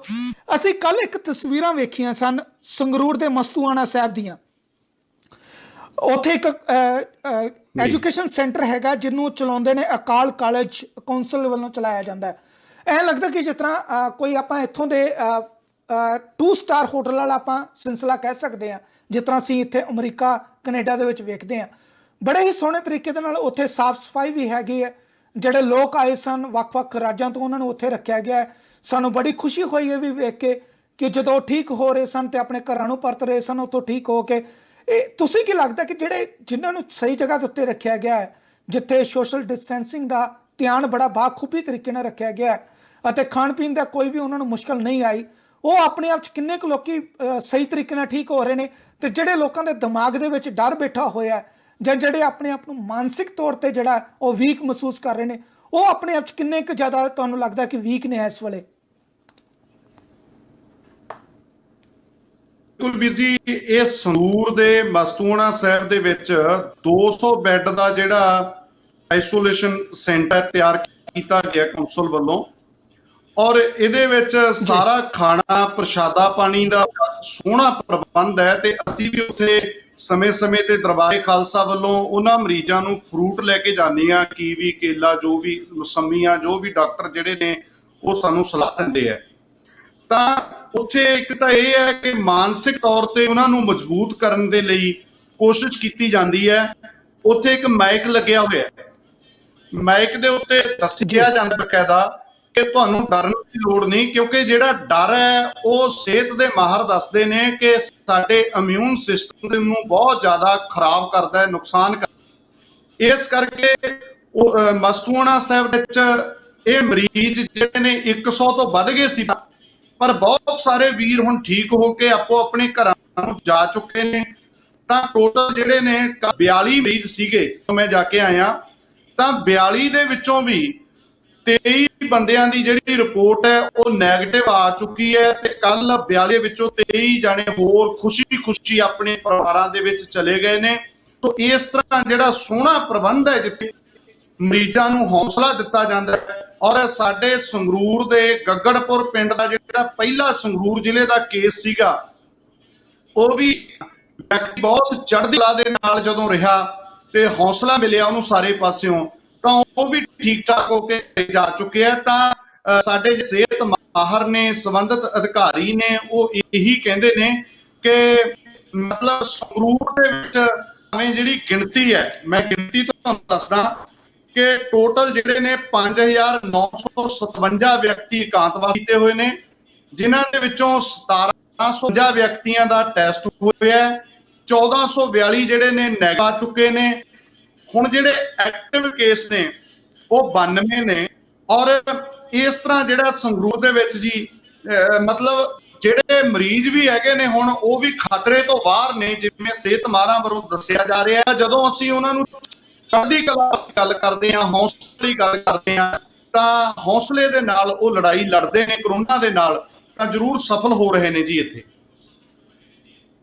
ਬਿਲਕੁਲ, ਉਹ ਜਿਹੜੇ ਬਿਲਕੁਲ ਠੀਕ ਹੋ ਰਹੇ ਨੇ, ਕਿਉਂਕਿ ਅੰਦਰੋਂ ਉਹ ਮਾਨਸਿਕ ਤੌਰ ਤੇ ਜਿਹੜਾ ਵੀ ਆਪਣੇ ਆਪ ਨੂੰ ਠੀਕ ਕਰ ਲਵੇਗਾ, ਮਾਨਸਿਕ ਤੌਰ ਤੇ ਜਿਹੜਾ ਆਪਣੇ ਆਪ ਨੂੰ ਪ੍ਰਪੇਅਰ ਕਰ ਲੇਗਾ, ਉਹ ਆਪਣੇ ਆਪ 'ਚ ਜਿਹੜਾ ਜ਼ਰੂਰ ਇਸ ਕੋਰੋਨਾ ਵਾਇਰਸ ਦੇ ਖਿਲਾਫ ਜਿੱਤ ਹਾਸਲ ਕਰ ਸਕਦਾ। ਇਹ ਆਪਣੇ ਆਪ 'ਚ ਠੀਕ ਵੀ ਹੈਗਾ, ਕਿਉਂਕਿ ਦੁਨੀਆ ਭਰ ਦੇ ਵਿੱਚ ਅਸੀਂ ਇਹਦੇ ਬਾਰੇ ਸੁਣਿਆ ਵੀ ਆ।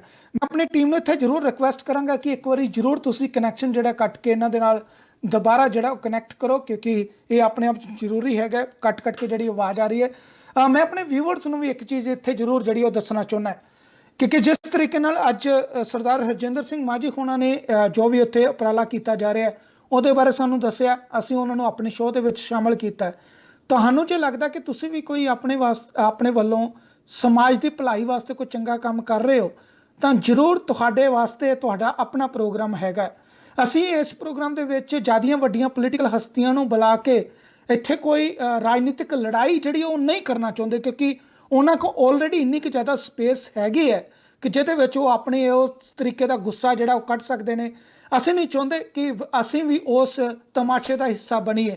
ਸੋ ਅਸੀਂ ਕਿੰਨੇ ਕਿੱਥੇ ਸਹੀ ਤਰੀਕੇ ਨਾਲ ਚੰਗੀਆਂ ਗੱਲਾਂ ਹੋਣ, ਬੜੀ ਲੋਕਾਂ ਦੀ ਚੜ੍ਹਦੀ ਕਲਾ ਦੇ ਵਿੱਚ ਰੱਖਣ ਵਾਸਤੇ ਗੱਲਬਾਤ ਕੀਤੀ ਜਾਵੇ, ਅਤੇ ਉਸ ਲਈ ਅਸੀਂ ਇਸ ਸ਼ੋਅ ਨੂੰ ਜਿਹੜਾ ਪਲਾਨ ਕੀਤਾ ਹੈ। ਦੁਨੀਆ ਭਰ ਦੇ ਵਿੱਚੋਂ ਜਿਹੜੀਆਂ ਚੰਗੀਆਂ ਖਬਰਾਂ ਆਉਂਦੀਆਂ ਨੇ ਉਸ ਨੂੰ ਅਸੀਂ ਤੁਹਾਡੇ ਸਾਹਮਣੇ ਲੈ ਕੇ ਆਉਂਦੇ ਹਾਂ, ਤੇ ਸਾਡੀ ਇਹ ਕੋਸ਼ਿਸ਼ ਹੁੰਦੀ ਕਿ ਇਹਨੂੰ ਨਰੋਲ ਜਿਹੜਾ ਪੰਜਾਬੀਅਤ ਦਾ ਸ਼ੋਅ ਬਣਾਇਆ ਜਾਵੇ, ਨਾ ਕਿ ਪੋਲੀਟੀਕਲ ਹਿੱਤਾਂ ਦੇ ਲਈ ਇੱਧਰ ਉੱਧਰ ਖੇਡਿਆ ਜਾਵੇ। ਅਤੇ ਜਦੋਂ ਵੀ ਪੰਜਾਬੀ ਦੀ ਜਾਂ ਲੋਕਾਈ ਦੀ ਕੋਈ ਵੀ ਸਵਾਲ ਹੁੰਦਾ ਹੈ ਤਾਂ ਅਸੀਂ ਉਸ ਸਵਾਲ ਦੇ ਉੱਤੇ ਖਰੇ ਉਤਰਨ ਦੀ ਜਿਹੜੀ ਉਹ ਪੂਰੀ ਕੋਸ਼ਿਸ਼ ਕਰਦੇ ਹਾਂ ਤੇ ਸਾਡੇ ਵੱਲੋਂ ਇਹੋ ਜਿਹੜਾ ਉਪਰਾਲਾ ਹੈਗਾ। ਸੋ ਲਾਈਵ ਸ਼ੋਅ ਦੇ ਵਿੱਚ ਅਗਰ ਤੁਹਾਡੇ ਕੋਈ ਆਪਣੇ ਵਿਚਾਰ ਵੀ ਹੈਗੇ ਨੇ ਤਾਂ ਤੁਸੀਂ ਉਹਨਾਂ ਨੂੰ ਵੀ ਜਿਹੜਾ ਸਾਡੇ ਨਾਲ ਸਾਂਝਾ ਕਰ ਸਕਦੇ ਹੋ, ਕਿਉਂਕਿ ਅਸੀਂ ਪੂਰੀ ਕੋਸ਼ਿਸ਼ ਕਰਾਂਗੇ ਕਿ ਤੁਹਾਡੇ ਵਿਚਾਰ ਜਿਹੜੇ ਨੇ ਉਹਨਾਂ ਨੂੰ ਵੀ ਇਸ ਪ੍ਰੋਗਰਾਮ ਦੇ ਵਿੱਚ ਰੀਡ ਆਊਟ ਕਰੀਏ, ਪੜ੍ਹਨ ਦੀ ਕੋਸ਼ਿਸ਼ ਕਰੀਏ। ਕਿ ਹੁਣ ਜ਼ਮਾਨਾ ਜਿਹੜਾ ਬਦਲ ਗਿਆ ਹੈ। ਅੱਜ ਤੋਂ 10 ਸਾਲ ਪਹਿਲਾਂ ਵਾਲੀਆਂ ਖਬਰਾਂ ਜਿਹੜੀਆਂ ਨੇ ਉਹ ਤਰੀਕੇ ਹੁਣ ਬਦਲ ਚੁੱਕੇ ਨੇ। 10 ਸਾਲ ਪਹਿਲਾਂ ਹੁੰਦਾ ਸੀ ਕਿ ਇੱਕ ਰਿਪੋਰਟਰ ਆਇਆ, ਉਹ ਪੜ੍ਹ ਕੇ ਸੁਣਾ ਕੇ ਚਲਾ ਗਿਆ। ਅੱਜ ਦੁਨੀਆ ਦੇ ਵਿੱਚ ਜਿਹੜੇ ਵੀ ਲੋਕ ਵੱਸਦੇ ਨੇ ਉਹਨਾਂ ਕੋਲ ਪੂਰਾ ਇਸ ਤਰੀਕੇ ਦਾ ਜਿਹੜਾ ਉਹ ਇਜਾਜ਼ਤ ਹੈਗੀ ਹੈ, ਜਾਂ ਇਸ ਤਰੀਕੇ ਦੇ ਸੋਰਸਸ ਬਣ ਚੁੱਕੇ ਨੇ, ਜਾਂ ਇਸ ਤਰੀਕੇ ਦੀ ਟੈਕਨੋਲੋਜੀ ਹੋ ਚੁੱਕੀ ਹੈ ਕਿ ਤੁਸੀਂ ਵੀ ਇਸ ਪ੍ਰੋਗਰਾਮਾਂ ਦਾ ਹਿੱਸਾ ਬਣ ਸਕਦੇ ਹੋ। ਉਹਦੇ ਲਈ ਤੁਸੀਂ ਆਪਣੇ ਵਿਚਾਰ ਕਰ ਸਕਦੇ ਹੋ, ਸਾਂਝੇ ਸਾਡੇ ਨਾਲ ਕਰ ਸਕਦੇ ਹੋ, ਈਮੇਲ ਕਰ ਸਕਦੇ ਹੋ। ਤੁਸੀਂ ਆਪਣੇ ਵੱਲੋਂ ਜਿਹੜੇ ਤੁਹਾਡੀ ਟੀਵੀ ਸਕਰੀਨ ਦੇ ਉੱਤੇ ਫੋਨ ਨੰਬਰ ਆ ਰਿਹਾ ਉਹਦੇ ਉੱਤੇ ਵੀ ਡਾਇਲ ਕਰਕੇ ਆਪਣੇ ਵਿਚਾਰ ਜਿਹੜੇ ਨੇ ਸਾਡੇ ਨਾਲ ਸਾਂਝੇ ਕਰ ਸਕਦੇ ਹੋ, ਤਾਂ ਜੋ ਅਸੀਂ ਇਸ ਵਿਚਾਰ ਚਰਚਾ ਦੇ ਵਿੱਚ ਹੋਰ ਵੀ ਵਧੀਆ ਤਰੀਕੇ ਦੇ ਨਾਲ ਲੋਕਾਂ ਨੂੰ ਜੋੜ ਸਕੀਏ ਅਤੇ ਆਪਣੇ ਆਪ 'ਚ ਪ੍ਰੋਗਰਾਮ ਜਿਹੜਾ ਤੁਹਾਡੇ ਮਨਮਰਜ਼ੀ ਦਾ ਪ੍ਰੋਗਰਾਮ ਜਿਹੜਾ ਉਹ ਬਣਾ ਸਕੀਏ। ਹਾਂਜੀ ਮਾਂਜੀ ਸਾਹਿਬ, ਤੁਹਾਨੂੰ ਹੁਣ ਮੇਰੀ ਆਵਾਜ਼ ਆ ਰਹੀ ਹੈ ਜੀ?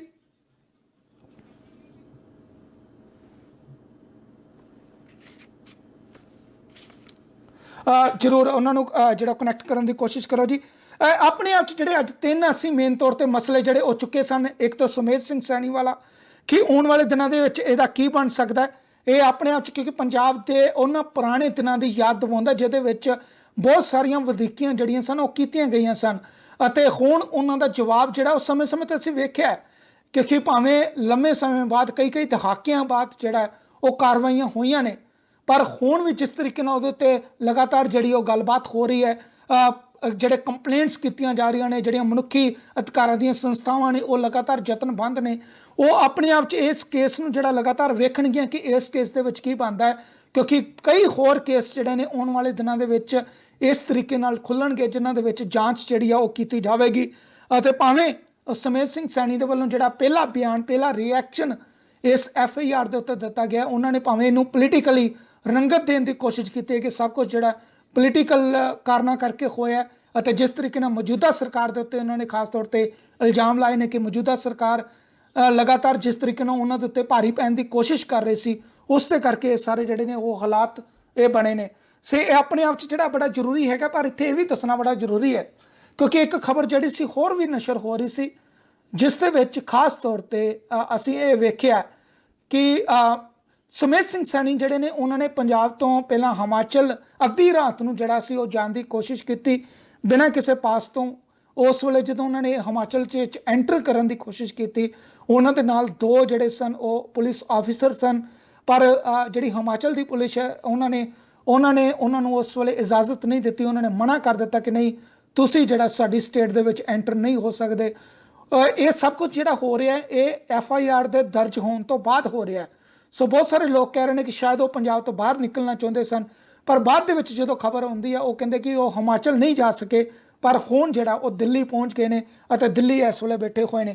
ਪਰ ਕਾਨੂੰਨੀ ਤੌਰ ਤੇ ਕੀ ਹੁੰਦਾ, ਕਿਉਂਕਿ FIR ਦਰਜ ਕਰਨ ਤੋਂ ਬਾਅਦ ਕੀ ਉਹਨਾਂ ਦੀ ਅਰੈਸਟ ਕਰਨ ਦੀ ਕੋਸ਼ਿਸ਼ ਕੀਤੀ ਜਾ ਰਹੀ ਸੀ, ਜਿਸ ਕਰਕੇ ਉਹ ਪੰਜਾਬ ਨੂੰ ਛੱਡਣਾ ਚਾਹੁੰਦੇ ਸਨ। ਇਹ ਆਉਣ ਵਾਲੇ ਸਮੇਂ ਦੇ ਵਿੱਚ ਕਈ ਗੱਲਾਂ ਜਿਹੜੀਆਂ ਨੇ ਇਹਦੇ ਉੱਤੇ ਖੁੱਲਣਗੀਆਂ, ਪਰ ਅੱਜ ਜਿਹੜੀ ਮੇਨ ਤੌਰ ਤੇ ਜਿਹੜੀ ਚਰਚਾ ਦਾ ਵਿਸ਼ਾ ਹੈਗਾ ਉਹ ਖਾਸ ਤੌਰ ਤੇ ਪੰਜਾਬ ਦੇ ਵਿੱਚ ਕਰੋਨਾ ਅਤੇ ਕਰੋਨਾ ਦੀ ਚਪੇਟ ਦੇ ਵਿੱਚ ਜਦੋਂ ਸਰਕਾਰਾਂ ਹੁੰਦੀਆਂ ਨੇ, ਸਰਕਾਰ ਦੇ ਵਿੱਚ ਰਾਜਨੀਤੀ ਜਿਹੜੀ ਹੈ ਉਹ ਕਿਸ ਤਰੀਕੇ ਨਾਲ ਜਿਹੜਾ ਇੱਕ ਦੂਜੇ ਨਾਲ ਲੜ ਰਹੀ ਹੈ, ਇਹਦੇ ਉੱਤੇ ਅਸੀਂ ਗੱਲ ਕਰਨ ਦੀ ਕੋਸ਼ਿਸ਼ ਕਰ ਰਹੇ ਹਾਂ। ਤੇ ਸਾਡੇ ਨਾਲ ਸਰਦਾਰ ਹਰਜਿੰਦਰ ਸਿੰਘ ਮਾਝੀ ਜਿਹੜੇ ਸਨ ਉਹ ਜੁੜੇ ਹੋਏ ਸਨ, ਕੁਝ ਟੈਕਨੀਕਲ ਫਾਲਟ ਦੇ ਕਰਕੇ ਅਸੀਂ ਉਹਨਾਂ ਨੂੰ ਦੁਬਾਰਾ ਜੋੜਨ ਦੀ ਕੋਸ਼ਿਸ਼ ਕਰ ਰਹੇ ਹਾਂ। ਪਰ ਪੰਜਾਬ ਦੇ ਵਿੱਚ ਜਿਹੜੀ ਗੱਲਬਾਤ ਕਰ ਰਹੇ ਹਾਂ, ਕਿਉਂਕਿ ਜਿਸ ਤਰ੍ਹਾਂ ਸ਼ੁਰੂਆਤ ਦੇ ਵਿੱਚ ਅਸੀਂ ਤੁਹਾਨੂੰ ਦੱਸਿਆ ਸੀ ਕਿ ਲੋਕਡਾਊਨ ਖੁੱਲ੍ਹਣ ਦੀਆਂ ਪੂਰੀਆਂ ਜਿਹੜੀਆਂ ਨੇ ਉਹ ਤਿਆਰੀਆਂ ਕੀਤੀਆਂ ਜਾ ਰਹੀਆਂ ਨੇ। ਹਰ ਕੋਈ ਕੋਸ਼ਿਸ਼ ਕਰ ਰਿਹਾ ਹੈ ਕਿ ਲੋਕਡਾਊਨ ਖੁੱਲ੍ਹ ਜਾਵੇ, ਪਰ ਜਿਹੜੀਆਂ ਸਰਕਾਰਾਂ ਬਿਲਕੁਲ ਚੁਸਤ ਨੇ, ਦੁਰਸਤ ਨੇ, ਉਹਨਾਂ ਦੇ ਵੱਲੋਂ ਇਹ ਕਿਹਾ ਜਾ ਰਿਹਾ ਕਿ ਅਸੀਂ ਲੋਕਡਾਊਨ ਜਿਹੜਾ ਹੈ ਉਦੋਂ ਖੋਲ੍ਹਣਾ ਹੈ ਜਦੋਂ ਸਾਨੂੰ ਇਹ ਲੱਗਾ ਕਿ ਸਭ ਕੁਝ ਜਿਹੜਾ ਉਹ ਸੇਫ ਹੈਗਾ। ਜਿਸ ਤਰ੍ਹਾਂ ਨਿਊਯਾਰਕ ਨੇ ਕਿਹਾ ਖਾਸ ਤੌਰ ਤੇ ਕਿ ਅਸੀਂ 4 ਫੇਜ਼ ਦੇ ਵਿੱਚ ਜਿਹੜਾ ਉਹ ਆਪਣੀ ਸਟੇਟ ਨੂੰ ਖੋਲਾਂਗੇ। 4 ਇੱਕੋ ਵਾਰੀ ਨਹੀਂ ਹੋ ਜਾਏਗਾ, ਕਿਉਂਕਿ ਸਾਰਾ ਕੁਝ ਦੁਕਾਨਾਂ ਖੁੱਲ੍ਹ ਜਾਣਗੀਆਂ, ਰੈਸਟੋਰੈਂਟ ਖੁੱਲ੍ਹ ਜਾਣਗੇ ਅਤੇ ਲੋਕ ਜਿਹੜੇ ਨੇ ਉਹ ਬੀਚਾਂ 'ਤੇ ਵੀ ਪਹੁੰਚ ਜਾਣਗੇ। ਇਸ ਤਰੀਕੇ ਨਾਲ ਨਹੀਂ ਹੋਵੇਗਾ।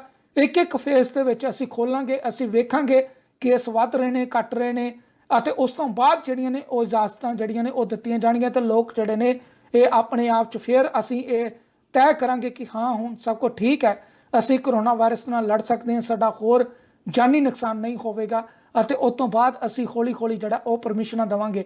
ਇਹ ਇਕੱਲਾ ਨਿਊਯਾਰਕ ਨਹੀਂ ਹੈਗਾ, ਪੂਰੇ ਅਮਰੀਕਾ ਦੇ ਵਿੱਚ ਬਹੁਤ ਸਾਰੀਆਂ ਸਟੇਟਾਂ ਇਸ ਤਰੀਕੇ ਨਾਲ ਸੋਚ ਰਹੀਆਂ ਨੇ। ਕੈਨੇਡਾ ਦੇ ਵਿੱਚ ਇਸ ਤਰੀਕੇ ਨਾਲ ਜਿਹੜੀ ਵਿਉਂਤ ਕੀਤੀ ਜਾ ਰਹੀ ਹੈ। ਆਸਟ੍ਰੇਲੀਆ, ਨਿਊਜ਼ੀਲੈਂਡ ਦੇ ਵਿੱਚ ਇਸੇ ਤਰੀਕੇ ਨਾਲ ਪਲਾਨ ਜਿਹੜਾ ਉਹ ਕੀਤਾ ਜਾ ਰਿਹਾ। ਯੂਕੇ ਹਜੇ ਤੱਕ ਇਹਦੇ ਵੱਲ ਨਹੀਂ ਸੋਚ ਰਿਹਾ ਕਿਉਂਕਿ ਉਹਨਾਂ ਨੂੰ ਲੱਗ ਰਿਹਾ ਕਿ ਉੱਥੇ ਸਥਿਤੀ ਜਿਹੜੀ ਹੈ ਹੋਰ ਵੀ ਜਿਹੜੀ ਉਹ ਮਾੜੀ ਹੋ ਸਕਦੀ ਹੈ। ਇਸ ਕਰਕੇ ਉੱਥੇ ਜਿਹੜਾ ਉਹ ਜ਼ਿਆਦਾ ਹਜੇ ਸਖਤੀ ਜਿਹੜੀ ਉਹ ਕਰਨ ਦੀ ਕੋਸ਼ਿਸ਼ ਕੀਤੀ ਜਾ ਰਹੀ ਹੈ। ਇਹ ਆਪਣੇ ਆਪ 'ਚ ਜਿਹੜਾ ਇਸ ਵੇਲੇ ਦੇ ਤੱਥ ਜਿਹੜੇ ਨੇ ਉਹ ਸਾਡੇ ਸਾਹਮਣੇ ਹੈਗੇ ਨੇ। ਪਰ ਫਿਰ ਵੀ ਅਗਰ ਆਪਾਂ ਗੱਲ ਕਰਦੇ ਹਾਂ, ਕਿਉਂਕਿ ਕਰੋਨਾ ਵਾਇਰਸ ਇੱਕ ਇਸ ਤਰ੍ਹਾਂ ਦਾ ਮਹਾਮਾਰੀ ਹੈਗੀ ਹੈ ਜਿਹੜੀ ਲਗਾਤਾਰ ਜਿਹੜੀ ਆਪਣੇ ਪੈਰ ਪਸਾਰ ਰਹੀ ਹੈ। ਇਹਦੇ ਨੰਬਰ ਜਿਹੜੇ ਨੇ ਉਹ ਘਟਣ ਦੀ ਕੋਸ਼ਿਸ਼ ਨਹੀਂ ਕਰ ਰਹੇ, ਲਗਾਤਾਰ ਜਿਹੜੇ ਨੇ ਉਹ ਨੰਬਰ ਵੱਧ ਰਹੇ ਨੇ। ਕੱਲ ਵੀ ਅਗਰ ਗੱਲ ਕੀਤੀ ਜਾਵੇ ਪੂਰੀ ਦੁਨੀਆ ਦੇ ਵਿੱਚ ਜਿਹੜੇ ਹੁਣ ਤੱਕ ਸਾਡੇ ਕੋਲ 24 ਘੰਟਿਆਂ ਦਾ ਅਸੀਂ ਅੰਕੜਾ ਜਿਹੜਾ ਉਹ ਤੁਹਾਡੇ ਵਾਸਤੇ ਲੈ ਕੇ ਆਉਂਦੇ ਹਾਂ, 24 ਘੰਟਿਆਂ ਦੇ ਵਿੱਚ ਹੁਣ ਤੱਕ ਜਿਹੜਾ ਸਾਡੇ ਕੋਲ ਅੰਕੜਾ ਹੈਗਾ ਉਹਦੇ ਮੁਤਾਬਿਕ 95,996 ਕੇਸ ਜਿਹੜੇ ਨੇ ਨਵੇਂ ਆਏ ਨੇ। ਇਹ ਆਪਣੇ ਆਪ 'ਚ ਦੱਸਦੇ ਨੇ ਕਿ ਹਜੇ ਇਸ ਮਹਾਮਾਰੀ ਤੋਂ ਅਸੀਂ ਬਚੇ ਨਹੀਂ ਹੈ ਕਿਉਂਕਿ ਇਹ ਲਗਾਤਾਰ ਜਿਹੜੀ ਹੈ ਉਹ ਵੱਧ ਰਹੀ ਹੈ, ਫੈਲ ਰਹੀ ਹੈ। ਇਹਦੇ ਵਿੱਚ ਅਮਰੀਕਾ ਜਿਹੜਾ ਉਹ ਹਰ ਵਾਰ ਦੀ ਤਰ੍ਹਾਂ ਅੱਗੇ ਹੈਗਾ, ਸਪੇਨ ਹੈਗਾ, ਇਟਲੀ ਹੈ, ਯੂਕੇ ਹੈ, ਰਸ਼ੀਆ ਹੈ, ਫਰਾਂਸ ਹੈ, ਜਰਮਨੀ ਹੈ, ਬ੍ਰਾਜ਼ੀਲ ਹੈ, ਤੁਰਕੀ ਹੈ, ਈਰਾਨ ਹੈ, ਚਾਈਨਾ ਹੈ, ਕੈਨੇਡਾ ਹੈ, ਪੀਰੂ ਤੇ ਉਸ ਤੋਂ ਬਾਅਦ ਇੰਡੀਆ ਜਿਹੜਾ ਹੁੰਦਾ ਹੈ। ਇਹ ਆਪਣੇ ਆਪ 'ਚ ਜਿਹੜੀਆਂ ਕੰਟਰੀਆਂ ਲਗਾਤਾਰ ਜਿਨ੍ਹਾਂ ਦੇ ਵੀ ਮੈਂ ਨਾਮ ਲਏ ਨੇ, ਇਹਨਾਂ ਦੇ ਵਿੱਚ ਹਰ ਰੋਜ਼ ਕੇਸ ਜਿਹੜੇ ਨੇ ਉਹ ਵੱਧ ਰਹੇ ਨੇ, ਜਿਹੜੇ ਆਪਣੇ ਆਪ 'ਚ ਚਿੰਤਾ ਦਾ ਵਿਸ਼ਾ ਹੈਗਾ। ਕੱਲ੍ਹ ਵੀ ਇੰਡੀਆ ਦੇ ਵਿੱਚ ਜਿਹੜੇ 24 ਘੰਟੇ ਪਿਛਲੇ ਬੀਤੇ ਨੇ ਉਹਦੇ ਮੁਤਾਬਿਕ 3364 ਕੇਸ ਜਿਹੜੇ ਨੇ ਉਹ ਨਵੇਂ ਆ ਕੇ ਜੁੜੇ ਨੇ। ਭਾਰਤ ਦੀ ਸਰਕਾਰ ਵੀ ਜਿਹੜੀ ਉਹ ਕਾਫੀ ਚਿੰਤਤ ਹੈਗੀ ਹੈ ਕਿਉਂਕਿ ਜਿਹੜੀ ਉਹਨਾਂ ਵੱਲੋਂ ਪਲੈਨਿੰਗ ਕੀਤੀ ਜਾ ਰਹੀ ਹੈ ਉਹ ਵੀ ਲਗਾਤਾਰ ਇਸ ਚੀਜ਼ ਨੂੰ ਸੋਚ ਰਹੇ ਨੇ ਕਿ ਇਹ ਕੇਸ ਜਿਹੜੇ ਉੱਥੇ ਵੱਧ ਗਏ ਤਾਂ ਉਹਦਾ ਖਮਿਆਜਾ ਕਿਸ ਤਰੀਕੇ ਨਾਲ ਸਾਨੂੰ ਭੁਗਤਣਾ ਪੈਣਾ ਹੈ। ਉਹ ਆਪਣੇ ਆਪ 'ਚ ਉਹਨੂੰ ਵੀ ਲੈ ਕੇ ਚਿੰਤਤ ਨੇ ਕਿਉਂਕਿ ਜਿਸ ਤਰੀਕੇ ਨਾਲ ਨੰਬਰ ਵੱਧ ਰਹੇ ਨੇ, ਜਿਹੜਾ ਗ੍ਰਾਫ ਬਣਾਇਆ ਜਾ ਰਿਹਾ ਹੁਣ ਉਹ ਗ੍ਰਾਫ ਜਿਹੜਾ ਬੜਾ ਉੱਚਾ ਤੇ ਵੱਡਾ ਬਣਾਇਆ ਜਾ ਰਿਹਾ, ਜਿਸ ਦੇ ਨਾਲ ਬਹੁਤ ਵੱਡੀ ਗਿਣਤੀ ਦੇ ਵਿੱਚ ਲੋਕ ਜਿਹੜੇ ਨੇ ਉੱਥੇ ਮੰਨੇ ਜਾ ਰਹੇ ਨੇ ਕਿ ਕਰੋਨਾ ਵਾਇਰਸ ਦੇ ਨਾਲ ਗ੍ਰਸਤ ਹੋਣਗੇ। ਕਿਉਂਕਿ ਹਰ 24 ਘੰਟਿਆਂ ਦੇ ਵਿੱਚ ਜੇ 3300 ਤੋਂ ਪਲੱਸ ਕੇਸ ਜੁੜ ਰਹੇ ਨੇ, ਇਹਦਾ ਮਤਲਬ ਕਿ ਜਿਉਂ-ਜਿਉਂ ਦਿਨ ਵਧਣਗੇ ਇਹ ਗਿਣਤੀ ਜਿਹੜੀ ਹੈ ਜੇ ਇਸੇ ਤਰੀਕੇ ਨਾਲ ਚੱਲਦੀ ਗਈ ਤਾਂ ਗਿਣਤੀ ਵੀ ਵਧੇਗੀ। ਤੇ ਜਦੋਂ ਗਿਣਤੀ ਵਧੇਗੀ ਤਾਂ ਫਿਰ ਇਹ ਆਪਣੇ ਆਪ ਕੇਸ ਜਿਹੜੇ ਨੇ ਇਹ ਬਿਲਕੁਲ ਜਿਹੜੇ ਨੇ ਇਸ ਤਰੀਕੇ ਨਾਲ ਜਾਣਗੇ ਜਿਹਦਾ ਨੁਕਸਾਨ ਜਿਹੜਾ ਬਹੁਤ ਜ਼ਿਆਦਾ ਜਿਹੜਾ ਹੋ ਸਕਦਾ ਹੈ। ਮੈਂ ਕੋਸ਼ਿਸ਼ ਕਰਦਾ ਜੇ ਸਰਦਾਰ ਹਰਜਿੰਦਰ ਸਿੰਘ ਮਾਝੀ ਹੁਣ ਸਾਡੇ ਨਾਲ ਜੁੜ ਗਏ ਹੋਣ ਤਾਂ ਮੈਂ ਜ਼ਰੂਰ ਆਪਣੀ ਟੀਮ ਨੂੰ ਕਹਾਂਗਾ ਕਿ ਮੈਨੂੰ ਜਿਹੜਾ ਅਪਡੇਟ ਕਰਨ ਦੀ ਕੋਸ਼ਿਸ਼ ਕਰਨ। ਹਾਂਜੀ, ਧੰਨਵਾਦ ਜੀ। ਮਾਝੀ ਸਾਹਿਬ, ਜਿਹੜੀ ਹੁਣ ਇਹ ਤੁਸੀਂ ਇੱਕ ਲੈਟਰ ਵੀ ਲਿਖਿਆ ਪੰਜਾਬ ਦੇ ਮੁੱਖ ਮੰਤਰੀ ਨੂੰ, ਪੰਜਾਬ ਦੇ ਮੁੱਖ ਮੰਤਰੀ ਨੂੰ ਜਿਹੜੀ ਤੁਸੀਂ ਲੈਟਰ ਲਿਖਿਆ ਉਹਦੇ ਵਿੱਚ ਕੀ ਉਹਨਾਂ ਨੂੰ ਕਹਿਣ ਦੀ ਕੋਸ਼ਿਸ਼ ਕੀਤੀ ਹੈ ਤੇ ਕੀ ਉਹਨਾਂ ਕੋਲ ਮੰਗ ਕੀਤੀ ਹੈ ਤੁਸੀਂ? ਦੇਖੋ ਜੀ, ਮੈਂ ਲੈਟਰ ਇਹ ਲਿਖਿਆ ਹੈ ਕੈਪਟਨ ਸਿੰਘ ਹੋਰਾਂ ਨੂੰ। ਲੈਟਰ ਮੇਰੇ ਕੋਲ ਹੀ ਹੈ ਜੋ ਮੈਂ ਲਿਖਿਆ, ਦਿਖਾ ਵੀ ਦਿੰਦਾ ਮੈਂ ਤੇ ਇਹਦੇ 'ਚ ਮੈਂ ਕੈਪਟਨ ਸਿੰਘ ਹੋਰਾਂ ਨੂੰ ਇਹ ਬੇਨਤੀ ਕੀਤੀ ਹੈ ਕਿ ਤੁਸੀਂ COVID-19 ਦੀ ਆੜ ਹੇਠ ਡੇਰਾਵਾਦ ਨੂੰ ਉਤਸ਼ਾਹਿਤ ਨਾ ਕਰੋ ਤੇ ਜੇ ਗੁਰਦੁਆਰਿਆਂ ਦੀਆਂ ਸਰਾਵਾਂ ਖਾਲੀ ਨੇ ਔਰ ਪ੍ਰਬੰਧਕ ਕਹਿ ਰਹੇ ਨੇ ਕਿ ਗੁਰਦੁਆਰਿਆਂ ਨੂੰ ਵਰਤ ਲਓ, ਇੱਕ ਕਮਰੇ ਦੇ ਨਾਲ ਇੱਕ ਬਾਥਰੂਮ ਹੈਗਾ ਉੱਥੇ ਬਣਿਆ ਹੋਇਆ, ਅਟੈਚ ਹੈ, ਤਾਂ ਉਹਨੂੰ ਛੱਡ ਕੇ ਸਾਈਡਾਂ ਦੇ ਹੇਠਾਂ ਸੰਗਤ ਨੂੰ ਬਿਠਾਉਣਾ ਕਿਸੇ ਵੀ ਤਰ੍ਹਾਂ ਜਾਇਜ਼ ਨਹੀਂ ਕਿਹਾ ਜਾ ਸਕਦਾ। ਤੇ ਇਹ ਜਿਹੜੇ ਡੇਰੇ ਦੇ ਵਿੱਚ ਜਿਹੜੇ ਡੇਰੇ ਨੂੰ ਕੈਪਟਨ ਸਰਕਾਰ ਪ੍ਰਮੋਟ ਕਰ ਰਹੀ ਹੈ, ਉਹ ਡੇਰਾ 40 ਪਿੰਡਾਂ ਦੇ 15,000 ਏਕੜ ਜ਼ਮੀਨ ਦੇ ਉੱਤੇ ਕਬਜ਼ਾ ਕਰਨ ਦੇ ਦੋਸ਼ਾਂ ਦਾ ਜਿਹੜਾ ਸਾਹਮਣਾ ਉਹ ਅਦਾਲਤ ਦੇ ਵਿੱਚ ਕਰ ਰਿਹਾ। ਸੋ ਇਸ ਤਰ੍ਹਾਂ ਦੇ ਕਰਪਟ ਬੰਦੇ, ਕਿਉਂਕਿ ਦੇਸ਼ ਦੇ ਵਿੱਚ ਵੇਖ ਲਓ ਕਿੰਨੇ ਡੇਰੇਦਾਰ ਨੇ। ਤੁਹਾਨੂੰ ਇੱਕ ਚੀਜ਼ ਇੱਥੇ ਜ਼ਰੂਰ ਕਵਾਂਗਾ, ਜਿਹੜੇ ਕੇਸ ਦਰਜ ਕੀਤੇ ਜਾਂਦੇ ਨੇ, ਜਿਹੜੀਆਂ ਦਰਖਾਸਤਾਂ ਪਾਈਆਂ ਜਾਂਦੀਆਂ ਨੇ, ਆਪਾਂ ਉਹਨਾਂ ਚਿਰ ਦੋਸ਼ੀ ਉਹਨਾਂ ਨੂੰ ਨਹੀਂ ਕਹਿ ਸਕਦੇ ਜਿੰਨਾ ਚਿਰ ਕਾਨੂੰਨ ਜਾਂ ਅਦਾਲਤਾਂ ਉਹਨਾਂ ਦੇ ਉੱਤੇ ਫੈਸਲਾ ਨਹੀਂ ਦਿੰਦੀਆਂ। ਕੇਸ ਤੇ ਜਿਹੜੇ ਨੇ ਆਮ ਤੌਰ ਤੇ ਹੁੰਦੇ ਨੇ, ਪਰ ਜ਼ਰੂਰ ਆਪਾਂ ਇਹ ਕਹਿ ਸਕਦੇ ਹਾਂ ਕਿ ਵਿਵਾਦਤ ਜਿਹੜਾ ਇਹ ਮਸਲਾ ਹਮੇਸ਼ਾ ਰਿਹਾ ਹੈ ਅਤੇ ਬਹੁਤ ਸਾਰੇ ਲੋਕ ਇਹਦੇ ਉੱਤੇ ਕੰਪਲੇਂਟ ਕਰਦੇ ਰਹੇ ਨੇ, ਪਰ ਅਜੇ ਤੱਕ ਦੋਸ਼ੀ ਜਿਹੜਾ ਉਹ ਨਹੀਂ ਪਾਇਆ ਗਿਆ। ਸੋ ਆਪਾਂ ਦੋਸ਼ੀ ਜਿਹੜਾ ਇੱਥੇ ਸ਼ਬਦ ਵਰਤਣ ਦੀ ਕੋਸ਼ਿਸ਼ ਨਾ ਕਰੀਏ ਜੀ। ਬਿਲਕੁਲ ਸਰ, ਮੈਂ ਇਹੀ ਕਿਹਾ ਵੀ ਦੋਸ਼ਾਂ ਦਾ ਸਾਹਮਣਾ ਕਰ ਰਹੇ ਨੇ, ਅਜੇ ਤੱਕ ਦੋਸ਼ੀ ਸਾਬਤ ਹੁੰਦੇ ਨੇ ਜਾਂ ਨਾ ਹੁੰਦੇ ਨੇ ਉਹ ਤਾਂ ਅਦਾਲਤ ਨੇ ਵੇਖਣਾ। ਸੋ ਇਸ ਤਰ੍ਹਾਂ ਦੇ ਬੰਦੇ ਤੁਸੀਂ ਪਹਿਲਾਂ ਵੇਖੋ, ਸੌਦਾ ਸਾਧ ਨੂੰ ਕਿੰਨਾ ਸਰਕਾਰੀ ਸਰਪ੍ਰਸਤੀ ਦਿੱਤੀ ਤੇ ਉਸ ਬੰਦੇ ਨੇ ਕਿਵੇਂ ਪੰਜਾਬ ਦੇ ਸ਼ਾਂਤਮਈ ਮਾਹੌਲ ਨੂੰ ਅੱਗ ਲਾਉਣ ਲਈ ਪਹਿਲਾਂ 2007 ਵਿੱਚ ਸਵਾਂਗ ਰਚਿਆ ਗੁਰੂ ਗੋਬਿੰਦ ਸਿੰਘ ਮਹਾਰਾਜ ਦਾ, ਉਸ ਤੋਂ ਬਾਅਦ ਆਪਣੇ ਚੇਲਿਆਂ ਤੋਂ ਗੁਰੂ ਗ੍ਰੰਥ ਸਾਹਿਬ ਦੀ ਬੇਅਦਬੀ ਕਰਵਾਤੀ। तो मैं ये कहना चाहुंदा कि डेरियां दे विच जिहड़े अतवादी किस्म दे लोग बैठे ने, इन्हां नूं सरकार सह ना देवे। ये पंजाब दे लई, समाज दे लई बहुत ज़्यादा खतरनाक होऊगा, नुकसानदायक होऊगा। डेरियां ने कदे भी समाज दा भला नहीं कीता। बहुत वड्डा ये करप्ट बंदे दुराचारां दा जिहड़ा सामना कर रहे ने, डेरियां दे विच छुपे होए अतवादी बैठे ने, इन्हां नूं प्रमोट ना करे सरकार, तां असल अर्थां विच जिहड़ी सेवा है प्रैक्टिकली, जे मैं बेनती करनी चाहुंदा आप जी के माध्यम राही, जे कनेडा दे अलवाटा स्टेट का मुख मंत्री सिखां दे नाल रल के उत्थे सेवा कर सकदा है, जकारे गजा सकदा है बोले सो निहाल दे, तां कैप्टन अमरिंदर सिंह नूं की होया होया कि ये दो शब्द कह देवे सिखां लई भी बहुत वड्डी सेवा कर रहे ने, अमली तौर ते काम हो रहा है। इत्थे असीं जदों गुरु साहिब दी बख्शिश नाल होर वीरां दे नाल रल के ਉਹ ਝੁੱਗੀਆਂ ਝੋਪੜੀਆਂ ਦੇ ਵਿੱਚ ਜਿੱਥੇ ਕੋਈ ਪਹੁੰਚਦਾ ਨਹੀਂ, ਉੱਥੇ ਜਾ ਕੇ ਰਸਦਾਂ ਵਸਦਾਂ ਪਹੁੰਚਾਉਣੀਆਂ, ਉਹਨਾਂ ਨੂੰ ਸੈਨੀਟਾਈਜ਼ਰ, ਉਹਨਾਂ ਨੂੰ ਸਾਬਣਾਂ ਤੱਕ ਮੁਹੱਈਆ ਕਰਾਉਣੀਆਂ, ਇਹ ਸੇਵਾਵਾਂ ਜਿਹੜੀਆਂ ਨੇ ਲਗਾਤਾਰ ਚੱਲ ਰਹੀਆਂ ਨੇ ਅਮਲੀ ਤੌਰ ਤੇ। ਤਾਂ ਮੈਂ ਇਹੀ ਬੇਨਤੀ ਕਰਨਾ ਚਾਹੁੰਦਾ ਕਿ ਜਿਹੜੇ ਸਮਾਜ ਵਿਰੋਧੀ ਅਨਸਰ ਨੇ ਉਹਨਾਂ ਨੂੰ ਤੁਸੀਂ ਪ੍ਰਮੋਟ ਨਾ ਕਰੋ। ਇਹ ਸਮਾਜ ਦੇ ਭਲੇ ਲਈ ਨਹੀਂ ਹੈ। ਅਸੀਂ ਸਾਰੇ ਭਾਈਚਾਰੇ ਹਿੰਦੂ, ਮੁਸਲਿਮ, ਸਿੱਖ, ਈਸਾਈ ਇਕੱਠੇ ਹੋ ਕੇ कोरोना की यह महामारी के नाल लड़न दे लई तैयार हाँ, लड़ रहे हैं लगातार। और सारिया कौमां दे सियाणे बंदे एकमुठ होके जदों असीं रसदां पहुंचाउने आ, सानू हिंदू वीरां ने भी सहयोग दिता है, मुस्लिम भरा भी साडे कोल दालां आटा लैके आए ने। सो जिहड़ा मैं कहना चाहुंदा कि पंजाब दी जिहड़ी जनता हैगी आ, ये तां बीमारी नूं समझदी है और भाईचारक सांझ रखदी है, पर ਜਿਹੜੇ ਲੀਡਰ ਨੇ ਉਹ ਨੀਵੇਂ ਪੱਧਰ ਦੀ ਬਿਆਨਬਾਜ਼ੀ ਕਰਦੇ ਨੇ, ਆਪਣੀਆਂ ਸਿਆਸੀ ਰੋਟੀਆਂ ਸੇਕਦੇ ਨੇ ਔਰ ਵੋਟਾਂ ਦੇ ਹਿਸਾਬ ਨਾਲ ਰਸਦਾਂ ਵੰਡ ਕੇ ਮਨੁੱਖਤਾ ਨੂੰ ਸ਼ਰਮਸਾਰ ਕਰਨ ਵਾਲਾ ਜਿਹੜਾ ਕੰਮ ਹੈ ਉਹ ਕਰ ਰਹੇ ਨੇ ਜੀ। ਮਾਝੇ ਸਾਹਿਬ, ਮੈਂ ਜ਼ਰੂਰ ਇੱਥੇ ਤੁਹਾਡੀ ਗੱਲ ਜਿਹੜੀ ਤੁਸੀਂ ਜਿਹੜੇ ਸ਼ਬਦ ਕਹੇ ਨੇ, ਇਹ ਆਪਣੇ ਆਪ 'ਚ ਸ਼ਬਦ ਜਿਹੜੇ ਨੇ ਬੜੇ ਸੋਹਣੇ ਲੱਗਦੇ ਨੇ ਸੁਣਨ ਨੂੰ, ਪਰ ਪੰਜਾਬ ਦੇ ਜਦੋਂ ਵੀ ਅਸੀਂ ਰਾਜਨੀਤਿਕ ਦੇ ਪਿਛੋਕੜ ਵੱਲ ਝਾਤ ਮਾਰਨ ਦੀ ਕੋਸ਼ਿਸ਼ ਕਰਦੇ ਹਾਂ ਤਾਂ ਜਿੰਨਾ ਵੀ ਪਿੱਛੇ ਚਲੇ ਜਾਓ, ਤੁਹਾਨੂੰ ਇਹ ਲੱਗਦਾ ਕਿ ਰਾਜਨੀਤਿਕ ਹਿੱਤਾਂ ਨੂੰ ਪੂਰਨ ਦੇ ਲਈ, ਆਪਣੇ ਰਾਜਨੀਤਿਕ ਹਿੱਤਾਂ ਨੂੰ ਪ੍ਰਾਪਤ ਕਰਨ ਦੇ ਲਈ ਅਸੀਂ ਹਮੇਸ਼ਾ ਜਿਹੜੀਆਂ ਪੰਜਾਬ ਦੀਆਂ ਲੱਤਾਂ ਵੱਢੀਆਂ ਨੇ, ਪੰਜਾਬ ਨੂੰ ਕੁਤਰਿਆ ਹੈ।